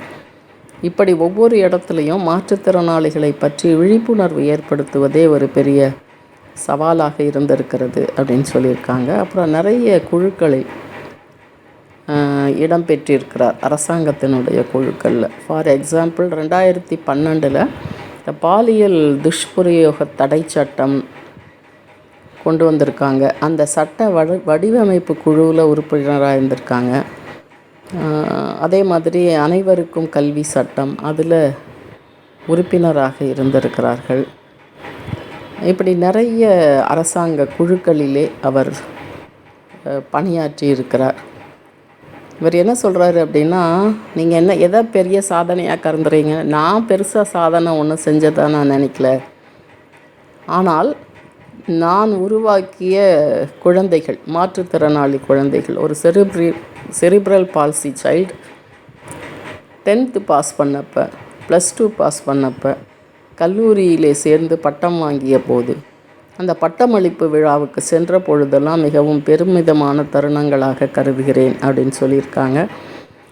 அப்புறம் இன்னொரு விஷயம் என்ன சொல்கிறாங்கன்னா, அதாவது என்னை ப்ரூவ் பண்ணணும் அப்படின்னு நான் எப்போவுமே நினைக்கிறது இல்லை. என்னால் என்ன செய்ய முடியுமோ அதை தொடர்ந்து செய்து கொண்டு இருக்கிறேன், அவ்வளோதான். அது சாதனை இல்லையா, சாதிக்கணும், நான் என்னை பெரிய சாதனையாளராக சொல்லிக்கணும் அப்படின்லாம் நான் நினைக்கல அப்படின்னு சொல்லியிருக்காங்க. இப்படி பல சுவாரஸ்யமான தகவல்களையும் பல வித்தியாசமான சாதனைகளையும் செய்திருக்கிற தீப்தி பாட்டியா அவர்களை நாமும் வாழ்த்துவோம். நன்றி. இன்றைய கட்டுரையின் தலைப்பு மேஜிஸ், மேலும் சிறப்பு செய். அதாவது இந்த மேஜிஸ் அப்படிங்கிறது ஒரு லத்தீன் வார்த்தை. இந்த வார்த்தைக்கு மேலும் சிறப்பு செய் அப்படின்னு அர்த்தமாக அதையே இந்த கட்டுரையின் தலைப்பாக வைத்திருக்கிறார்கள். இந்த கட்டுரையை எழுதியவர் எழுத்தாளர் சுகானா. இந்த கட்டுரைக்கு சொந்தக்காரர் திரு ஆர் பாலாஜி. இவர் தற்போது ரிசர்வ் பேங்க் ஆஃப் இந்தியா சென்னையில் அசிஸ்டன்ட் ஜெனரல் மேனேஜராக பணியாற்றி வருகிறார். இவர் சேலத்தை சேர்ந்தவர். ஒரு 5 வயது குழந்தையாக இருந்தப்போ ஒரு கார் ஆக்சிடெண்ட்டில் முன் சீட்டில் அந்த 5 வயது குழந்தை உட்கார்ந்துருக்கிறப்போ சீட் பெல்ட் போடலை. அந்த கார் இன்னொரு கார் மேலே மோதி விபத்து ஏற்படுகிறது. அதில் கார் கண்ணாடி நொறுங்கி அந்த கண்ணாடி சில்லு கண்ணில் பட்டு அதில் தன்னுடைய பார்வையை 5 வயது குழந்தையாக இருக்கும்போது பார்வையை இழக்கிறார். ஒரே நேரத்தில் அவங்க அப்பாவுக்கும் காயம் பட்டுருது. ஸோ அப்பாவை ஒரு ஹாஸ்பிட்டல்லையும் இந்த பையனை ஒரு ஹாஸ்பிட்டல்லையும் வச்சுக்கிட்டு அவங்க அம்மா அந்த நேரத்தில் பட்ட பாட்டை இந்த கட்டுரையிலே அவர் நினைவு கூர்ந்திருக்கிறார். அப்புறம் லிட்டில் ஃப்ளவர் கான்வெண்ட்டில் சேர்ந்திருக்காரு. 3ஆம் கிளாஸ் வரைக்கும் அவங்க பாட்டி தாத்தா அரவணைப்பில் பெரியப்பா வீட்டிலேருந்து போயிருக்காரு. அப்புறம் 4ஆம் கிளாஸ் 5ஆம் கிளாஸ் விடுதியில் தங்கி படித்திருக்கிறார். அந்த விடுதி வாழ்க்கை தனக்கு நிறைய பாடங்களை கற்றுக் கொடுத்தது அப்படின்னு சொல்லியிருக்காரு. அதுக்கப்புறம் 6ஆம் வகுப்புலேருந்து 8ஆம் வகுப்பு வரைக்கும் சேலத்திலேயே ஒரு மெட்ரிகுலேஷன் ஸ்கூலில் சேர்ந்து படிச்சிருக்காரு. அப்புறம் 9ஆம் வகுப்பு 10ஆம் வகுப்பு செயின்ட் லூயிஸ் ஸ்கூலில் படிச்சிருக்காரு. மறுபடியும் 11, 12ஆம் வகுப்புகளுக்கு அதே சேலத்தில் இருக்கிற மெட்ரிகுலேஷன் ஸ்கூலுக்கு வந்திருக்காரு. இங்கே காமர்ஸ், அக்கௌண்டன்சி, கம்ப்யூட்டர் சயின்ஸ் படிச்சிருக்காரு. இந்த கம்ப்யூட்டர் சயின்ஸ் பிரிவில் இவருக்கு அந்த செய்முறை பாடங்கள்லாம் கஷ்டமாக இருக்கும்னு சொன்னப்போ இவர் ஜாஸ் யூஸ் பண்ணி என்னால் முடியும் அப்படின்னு சொல்லி அதில் அட்மிஷன் பெற்றிருக்கிறார். அக்கௌண்டன்சியில் 200க்கு 200 மதிப்பெண்களையும் காமர்ஸில் 199 மதிப்பெண்களையும் எடுத்து சாதனை புரிந்திருக்கிறார். அதுக்கப்புறம் லயோலா காலேஜில் சேர்ந்து பிகாம் படித்திருக்கிறார். பிகாம் முடித்ததுக்கப்புறம் மேலே பிஜி படிக்காமல் சிவில் சர்வீஸ் எக்ஸாம் எழுதுறதுக்கு முயற்சி செஞ்சுருக்காரு. ஒரு தடவை எக்ஸாம் எழுதியிருக்காரு, அதில் வெற்றி பெறவில்லை அப்படின்ன உடனே வங்கி பணி தேர்வுகளில் கான்சன்ட்ரேட் பண்ணியிருக்கார். நிறைய வங்கி பணி தேர்வுகள் எழுதியிருக்காரு. கிட்டத்தட்ட 7 வங்கி பணி தேர்வுகளில் வெற்றி பெற்றிருக்கிறார். கொஞ்ச நாள் பேங்க் ஆஃப் இந்தியாவில் வேலை பார்த்துருக்காரு. அதுக்கப்புறம் ஒரே நாளில் ரிசர்வ் பேங்க் ஆஃப் இந்தியாவில் இருந்தும் இந்தியன் ஓவர்சீஸ் பேங்க்கில் இருந்தும் நேர்காணல் வந்திருக்கு. இவர் காலையில் அந்த ரிசர்வ் பேங்க் ஆஃப் இந்தியா நேர்காணலுக்கு போயிட்டு அவங்கக்கிட்ட பர்மிஷன் வாங்கிட்டு அந்த மதிய இடைவேளையில் போய் இந்தியன் பேங்க் ஓவர்சீஸ் பேங்க்கில் போய் அந்த இந்தியன் ஓவர்சீஸ் பேங்க்கில் அந்த நேர்காணலை சந்தித்திருக்கிறார். கடைசியில் 2 பேங்க்கில் இருந்தும் இவருக்கு செலக்ட் ஆகி பணி நியமன ஆணை வந்திருக்கிறது. ரிசர்வ் பேங்க்கில் உதவியாளராக பணியில் சேர்ந்திருக்கிறார். அதுக்கப்புறம் நிறைய ப்ரமோஷனுக்கான தேர்வுகள், நிறைய துறைகளில் பணியாற்றி 2015 அசிஸ்டன்ட் ஜெனரல் மேனேஜராக ஆகியிருக்காரு. அதுக்கு முன்னாடி பார்த்திங்கன்னா இதிலே Indian institute of banking finance அப்படிங்கிற நிறுவனத்தின் மூலமாக நிறைய அந்த தீர்ப்பாயம், குறைபாடுகளை தீர்க்கக்கூடிய தீர்ப்பாயத்தில், இந்தியன் வங்கி மேற்பார்வை துறையில் அப்படி நிறைய பணிகளை ஆற்றியிருக்கிறார். இப்படி நிறைய விஷயங்களை சாதித்திருக்கிறார்.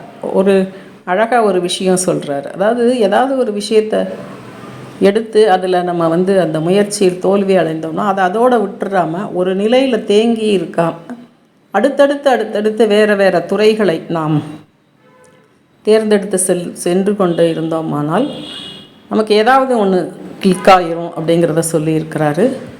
மற்ற பார்வையற்றவர்களுக்கு, மற்ற மாணவர்களுக்கு அந்த வங்கி பணி தேர்வு எப்படி எதிர்கொள்வது அப்படிலாம் இன்றைக்கும் வகுப்பு நடத்தி கொண்டு அவர்களை வழிகாட்டி கொண்டு இருக்கிறார். இவருக்கு ரொம்ப பிடிச்சது ட்ரெக்கிங் பிடிக்குமா. கிட்டத்தட்ட ஊட்டி, கொடைக்கானல், அந்த முதுமலை அப்படி எல்லா மலைகளையும் ஏறி பார்த்திருக்கிறார். இப்படி நிறைய சாகசங்களையும் சாதனைகளையும் செய்திருக்கும் பாலாஜி அவர்களை மேன்மேலும் தன்னுடைய துறையிலே உயரவும் அவருடைய பணி சிறக்கவும் வாழ்த்துவோம். நன்றி. கட்டுரை 12. இந்த கட்டுரையின் தலைப்பு யாரோ இசைக்கும் பாடல் நமக்காக. இந்த கட்டுரையை எழுதியவர் எழுத்தாளர் தமயந்தி. இந்த கட்டுரைக்கு உரியவர் சரானா மகேஸ்வரி. இவங்க சென்ட்ரல் யூனிவர்சிட்டி ஆஃப் குஜராத் அதில் comparative literature and translation studies டிபார்ட்மெண்ட்டில் அசிஸ்டண்ட் ப்ரொஃபஸராக வேலை பார்க்கிறார்கள். இலக்கியத்துறையில் முனைவர் பட்டம் பெற்றிருக்கிறார். இவங்க குஜராத்தில் பலன்பூர் என்ற கிராமத்தைச் சேர்ந்தவர். 3 வயசு குழந்தையாக இருந்தப்போ இவங்களுக்கு அந்த கண் பார்வை பாதிக்கப்பட்டு இருக்கிறது. ஆனாலும் இந்த குழந்தையை எப்படி வளர்ப்பதுன்னு அவங்க பேரண்ட்ஸுக்கு தெரியல. இத்தனைக்கும் அவங்க பேரண்ட்ஸ் 2 பேரும் டாக்டர்ஸ். தனியாக சிறப்பு பள்ளி இருக்கக்கூடிய விவரம் எல்லாமே தெரியல. ஆனால் உள்ளூர்லேயே பள்ளிக்கூடத்தில் சேர்த்து அவர்களை படிக்க வைத்திருக்கிறார்கள். இவங்களோட அம்மா அந்த வீட்டு பாடத்தெல்லாம் எழுதுறது, குறிப்புகள் எழுதுறது, அந்த வேலையெல்லாம் அவங்களே செய்திருக்கிறார்கள். ஸ்கூலில் கரும்பலகைக்கு பக்கத்தில் போய் இந்த குழந்தை பார்க்குறப்போ கூட இருக்கிறவங்களாம் ரொம்ப கிண்டல் பண்ணுவாங்களாம். அப்புறம் கொஞ்சம் நாளாக இவரை புரிந்து கொண்டு ஆசிரியர்கள், மாணவிகள், பெற்றோர்கள் எல்லோருடைய உதவியோடும் படித்தாங்க அப்படின்னு சொல்கிறாங்க. அங்கேயே 10ஆம் வகுப்பு படித்திருக்கிறார். அதுக்கப்புறம் கல்லூரி படிப்பு, இளங்கலை, முதுகலை எல்லாமே அந்த பலன்பூரில் இருக்கக்கூடிய கல்லூரிகளில் படித்து முடிச்சிருக்கார். இவங்க வெளியில் அனுப்பாமல், வெளியூர்லேயோ மற்ற இடங்களில் ஹாஸ்டலில் அதிலெல்லாம் அனுப்பாமல் இருந்ததுக்கு முக்கியமான காரணம் என்ன அப்படின்னா, பள்ளிக்கூடம் படிக்கின்ற பொழுது 2 முறை இவர் பாலியல் துன்புறுத்தலுக்கு ஆளாகி இருக்கிறார். அப்படிங்கிறதுனால இவங்க அப்பா இவங்கள எங்கேயுமே அனுப்பாமல் அங்கேயே வச்சு படிக்க வைத்திருக்கிறார். ஆனால் ஒவ்வொரு நிலையிலையும் இது போதும், இந்த படிப்பு போதும், இந்த படிப்பு போதும் அப்படிங்கிற மாதிரியே இவங்களை நிறுத்தி வைத்திருக்கிறார்கள். அதை தாண்டி இவர் வெற்றி அடைந்திருக்கிறார். 10ஆம் வகுப்பில் வந்து 2ஆவதாக, அந்த மாவட்டத்தில் 2ஆவதாக தேர்ச்சி பெற்றதுனால திருபாய் அம்பானி ஸ்காலர்ஷிப் இவருக்கு கிடச்சிருக்கு. உடனே எல்லாரும் சந்தோஷமாகி உற்சாகமாகி மேலே படிக்க வைத்திருக்கிறார்கள். அதே மாதிரி இளங்கலை முதுகலையிலலாம் தங்கப்பதக்கம் பெற்றிருக்கிறார். அதுக்கு வந்து நாரி சக்தி விருது அப்படின்றது கிடச்சிருக்கு. அப்போ எல்லாரும் இப்படி சின்ன சின்ன வெற்றிகள் தன்னுடைய இலக்கை நோக்கி இட்டு சென்றது அப்படின்னு சொல்லி இவங்க சொல்லியிருக்கிறாங்க. நிறைய விஷயங்கள் பேசியிருக்கிறார்கள். குறிப்பாக மாற்றுத்திறனாளி பெண்களை பற்றி பேசியிருக்கிறார்கள். இந்த ஆண்களை விட மாற்றுத்திறனாளி பெண்கள் 2ஆம் பட்சமாகத்தான் நடத்தப்படுகிறார்கள். அவங்களுக்கு இரட்டை சுமை. ஸோ இப்போ டிசபிலிட்டி ஒரு பிரச்சனை, அதே சமயத்தில் பெண் அப்படிங்கிறதுனால அந்த செக்யூரிட்டி பிரச்சனைகள், அதை பற்றிலாம் ரொம்ப விளக்கமாக சொல்லியிருக்காங்க. அதே மாதிரி கிராமப்புறத்தில் இருந்ததுனால தொழில்நுட்பம் பயில்வதிலே சிரமங்கள் இருந்தது அப்படின்னு சொல்லியிருக்காங்க. ரொம்ப கஷ்டப்பட்டு தான் அந்த தொழில்நுட்பத்தை கற்றுக்கிட்டேன். இது வந்து சிறப்பு பள்ளியில் இருக்கிற பிள்ளைங்களுக்கும் இந்த மாதிரி பிரச்சனைகள் வருது. ஏன்னா சிறப்பு பள்ளியில் அவங்களுக்கு தொழில்நுட்பம் கருவிகள் கிடைக்கலாம். அதை விட்டு வெளியில் வந்ததுக்கப்புறம் அவங்களால அதை வாங்குவதில்லை. ஏன்னா விலை அதிகமாக இருக்கிறதுனால அவங்களால வாங்க முடியறதில்ல அப்படின்னு சொல்லியிருக்காங்க. இந்த மாற்றுத்திறனாளிகள் நிலைமையே குஜராத்தில் ரொம்ப பின்தங்கி இருக்கிறது அப்படிங்கிறத பற்றியும் சொல்லியிருக்காங்க. அப்புறம் நிறைய பேரை வந்து பிஹெச்டி பட்டத்திற்காக வழிகாட்டி கொண்டிருக்கிறார்கள் அப்படிங்கிறத பற்றியும் சொல்லியிருக்காங்க. நிறைய இவங்களே ஆய்வுகளை மேற்கொண்டிருக்கிறார்கள். குறிப்பாக பார்த்திங்கன்னா இந்த குஜராத் இலக்கியத்தில் மாற்றுத்திறனாளிகள் எவ்வளோ பேர் அந்த இலக்கியம் படைத்திருக்கிறார்கள், அல்லது மாற்றுத்திறனாளிகளை கதாபாத்திரங்களாக கொண்டு எந்த இலக்கியம் வந்திருக்கு அப்படிங்கிறத சொல்லிட்டு இதுவரைக்கும் அந்த மாதிரி குஜராத் இலக்கியத்தை யாரும் பார்க்கலை அப்படிங்கிறதையும் சொல்லியிருக்காங்க. அதே மாதிரி analysing queerness of Malayalam films அப்படின்னு ஒரு ஆய்வு. அந்த ஆய்வு மாணவி வந்து அவங்க அப்பா மத்திய கிழக்கு நாடில் வேலை செய்கிறதுனால இந்த பொண்ணு தான் குடும்பத்தெல்லாம் பார்த்துக்கிறது. ஒரு ஆண் மாதிரியே இந்த மாணவி இருக்கா. அதனால் அந்த பாலின சமத்துவத்தை பற்றி ஆய்வு மேற்கொண்டிருக்கிறேன் அப்படின்னு சொல்கிறாங்க. ஸோ மாற்றுத்திறனாளி பெண்களாக இருந்தாலும் சரி, ஆண்களாக இருந்தாலும் சரி, இந்த சமுதாயத்திலே அவர்களுடைய பாலினம் தொடர்பான குழப்பங்கள் நிறைய இருக்குது அப்படிங்கிறதையும் சொல்லியிருக்காங்க. அப்புறம் இவங்க ஃப்ரெஞ்சு மொழி கற்றுக்கிறதுக்கு முயற்சி செய்திருக்கிறார்கள். ஆனால் இவங்களுக்கு அந்த ஒரு உறவுக்கார பெண்ணும் இவங்களும் சேர்ந்து படிக்க போயிருக்காங்க. அந்த பயிற்றுனர் என்ன சொல்லியிருக்காரு, உங்களால் முடியாது, நீங்கள் இதில் பயிற்சியிலேருந்து விலகிக்கங்கலாம் சொல்லியிருக்காங்க. ஆனால் புதிதாக ஒரு பயிற்றுனர் வந்திருக்காரு. அவர் இங்கிலீஷில் டிரான்ஸ்லேட் பண்ணி இவங்களுக்கு பாசிட்டிவாக ஹெல்ப் பண்ணதுனால அந்த 4 நிலைகளிலும் இவர் தேர்ச்சி பெற்றிருக்கார் அப்படின்னு. ஃப்ரெஞ்சு மொழி படித்து என்ன பண்ண போகிற அப்படின்லாம் கேட்டிருக்காங்க. ஆனால் அதை தாண்டி அதை படித்திருக்கிறார். அதே மாதிரி இந்துஸ்தானி இசை இவங்களுக்கு ரொம்ப பிடிக்குமா. இவங்க இந்துஸ்தானி இசையிலும் நன்கு தேர்ச்சி பெற்றிருக்கிறார். இப்படி நிறைய விஷயங்கள் பேசியிருக்காங்க. குறிப்பாக மாற்றுத்திறனாளிகள் மாணவர்கள், அதாவது அந்த முன்னாடி நம்ம பார்த்தோம் இல்லையா, ஹேமச்சந்திரன், டாக்டர் ஹேமச்சந்திரன் வந்து அந்த ஸ்டெம் கல்வி முறையை பற்றி சொன்னார்ல. கணிதம், டெக்னாலஜி, இன்ஜினியரிங், மேத்தமெட்டிக்ஸ் இதெல்லாம் வந்து மாற்றுத்திறனாளிகளுக்கு உகந்ததாக இருக்கணும் அப்படிங்கிறத இவங்களும் சொல்லியிருக்காங்க. அவர் டாக்டர் ஹேமச்சந்திரனை கோட் பண்ணி அவர் சொன்ன மாதிரி அப்படின்றத கோட் பண்ணி சொல்லியிருக்காங்க. அதே மாதிரி அதாவது மாற்றுத்திறனாளிகளுடைய கல்வி முறை இந்த சமுதாயம் என்ன கொடுக்குதோ அதை தான் அந்த கல்வி முறை இருக்கணும் அப்படிங்கிற நிலை இப்போது இல்லை. அதுக்கு பதில் மாற்றுத்திறனாளிகள் எதை நினைக்கிறார்களோ அதை படிக்க வேண்டிய நிலை. இது வந்து தொடக்கம்தான், இன்னும் நம்ம போக வேண்டிய தூரம் நிறைய இருக்கிறது அப்படிங்கிறதையும் சொல்லியிருக்கிறார்கள். இப்படி பல தகவல்களை இந்த கட்டுரை உள்ளடக்கி இருக்கிறது. டாக்டர் சரானா மகேஸ்வரி தன்னுடைய பதவியிலே பணியிலே மென்மேலும் உயர வாழ்த்துவோம். நன்றி. கட்டுரை 13. இந்த கட்டுரையின் தலைப்பு உயர பறக்கும் ரகசியம். எழுத்தாளர் தமயந்தி அவர்களால் இந்த கட்டுரை எழுதப்பட்டிருக்கிறது. இந்த கட்டுரையின் நாயகன் டாக்டர் எஸ் கோவிந்தராஜ். இவர் பிஏ எம்ஏ 2 எம்ஏ படிச்சிருக்காரு. MBA in human resources Madurai Kamaraj யூனிவர்சிட்டியில் படிச்சிருக்காரு. தற்போது கவர்மெண்ட் ஆஃப் இந்தியாவில் ministry of social justice and empowerment அதில் commissioner for persons with disability என்ற மிக உயரிய பதவியை வகித்து வருகிறார். இவர் மதுரைக்கு பக்கத்தில் ஒரு கிராமத்தை சேர்ந்தவர். 2.5 வயசு குழந்தையாக இருக்கிறப்ப மஞ்சக்காமாலை, அதை தொடர்ந்து அம்மை நோய் வந்திருக்கிறது. இதனால் 5 வயசில் முழுமையாக பார்வையை இழந்திருக்கிறார். அதுக்கப்புறம் லிட்டில் ஃப்ளவர் கான்வென்ட், அப்புறம் செயின்ட் லூயிஸ் போன்ற பள்ளிகளை எல்லாம் தன்னுடைய பள்ளி படிப்பை முடித்திருக்கிறார். சென்னை கிறிஸ்தவ கல்லூரியில் உயர்கல்வி பயின்றிருக்கிறார். நிறைய அந்த பள்ளி வாழ்க்கையிலும் சரி கல்லூரிகள்லேயும் சரி இந்த தலைமை பண்பை வளர்க்கக்கூடிய நிறைய நிகழ்ச்சிகளிலே தன்னை ஈடுபடுத்தி கொண்டிருக்கிறார். உதாரணமாக அந்த மெட்ராஸ் கிறிஸ்டியன் காலேஜில் இவருக்கு இசையில் நல்ல திறமை நாட்டம் இருக்கிறதுனால சோனா சங்கீத் அப்படின்னு ஒரு இசைக்குழுவை ஏற்படுத்தி அந்த இசைக்குழு மூலமாக நிறைய நிகழ்ச்சிகள் நடத்தப்பட்டிருக்கிறது. இந்த நிகழ்ச்சிகள் மூலமாக வர்ற வருமானத்தை வைத்து கொண்டு இவரும் இவருடைய நண்பர்களும் கல்வி கட்டணம், விடுதி கட்டணம் போன்ற கட்டணங்களை எல்லாம் செலுத்தி இருக்கிறார்கள். அப்படி நிறைய அமைப்புகளில் தன்னை ஈடுபடுத்தி கொண்டு இருக்கிறார்.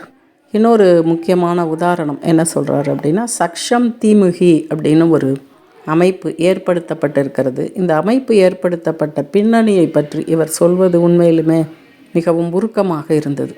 அதாவது எல்லா இடத்துலையும் இருக்கக்கூடிய அந்த அறிவுசார் சவால் உடையவர்கள், மன வளர்ச்சி குன்றியவர்கள், மூளை வளர்ச்சி குன்றியவர்கள் இருப்பாங்க இல்லையா, அவங்க ஒரு 150 குழந்தைகளை கொண்டு ஒரு யோகா தினத்தில் ஒரு 5 நிமிஷம் யோகா செய்யலாம் அப்படின்னு சொல்லி திட்டமிட்டு அந்த திட்டத்தை நிறைவேற்றி இருக்கிறார்கள். அதில் ஒரே ஒரு குழந்தை மட்டும் அந்த நிகழ்ச்சியில் பங்கேற்கவில்லை.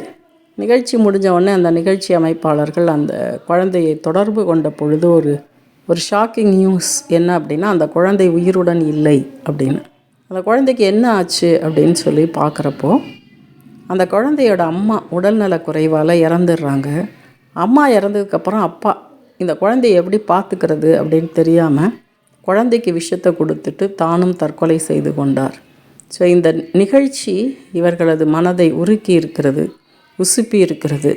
அதனால் இந்த சக்ஷம் திமுகி அப்படிங்கிற அமைப்பை உருவாக்கி இந்த மாதிரி மன வளர்ச்சி குன்றிய குழந்தைகள் இங்கே தங்கிக்கலாம், அவங்கள பார்த்துக்க முடியல அப்படிங்கிறது ஒரு குறையாக இருக்கக்கூடாது அப்படின்றத யோசித்து பார்த்து ஒரு 50 குழந்தைகள் அங்கே தங்கி அவங்க பேரண்ட்ஸ் கூட தங்கி கொள்ளலாம் என்று வசதி செய்து தரப்பட்டிருக்கிறது. நிறைய மாற்றுத்திறனாளிகளை பற்றி பேசியிருக்கிறார்.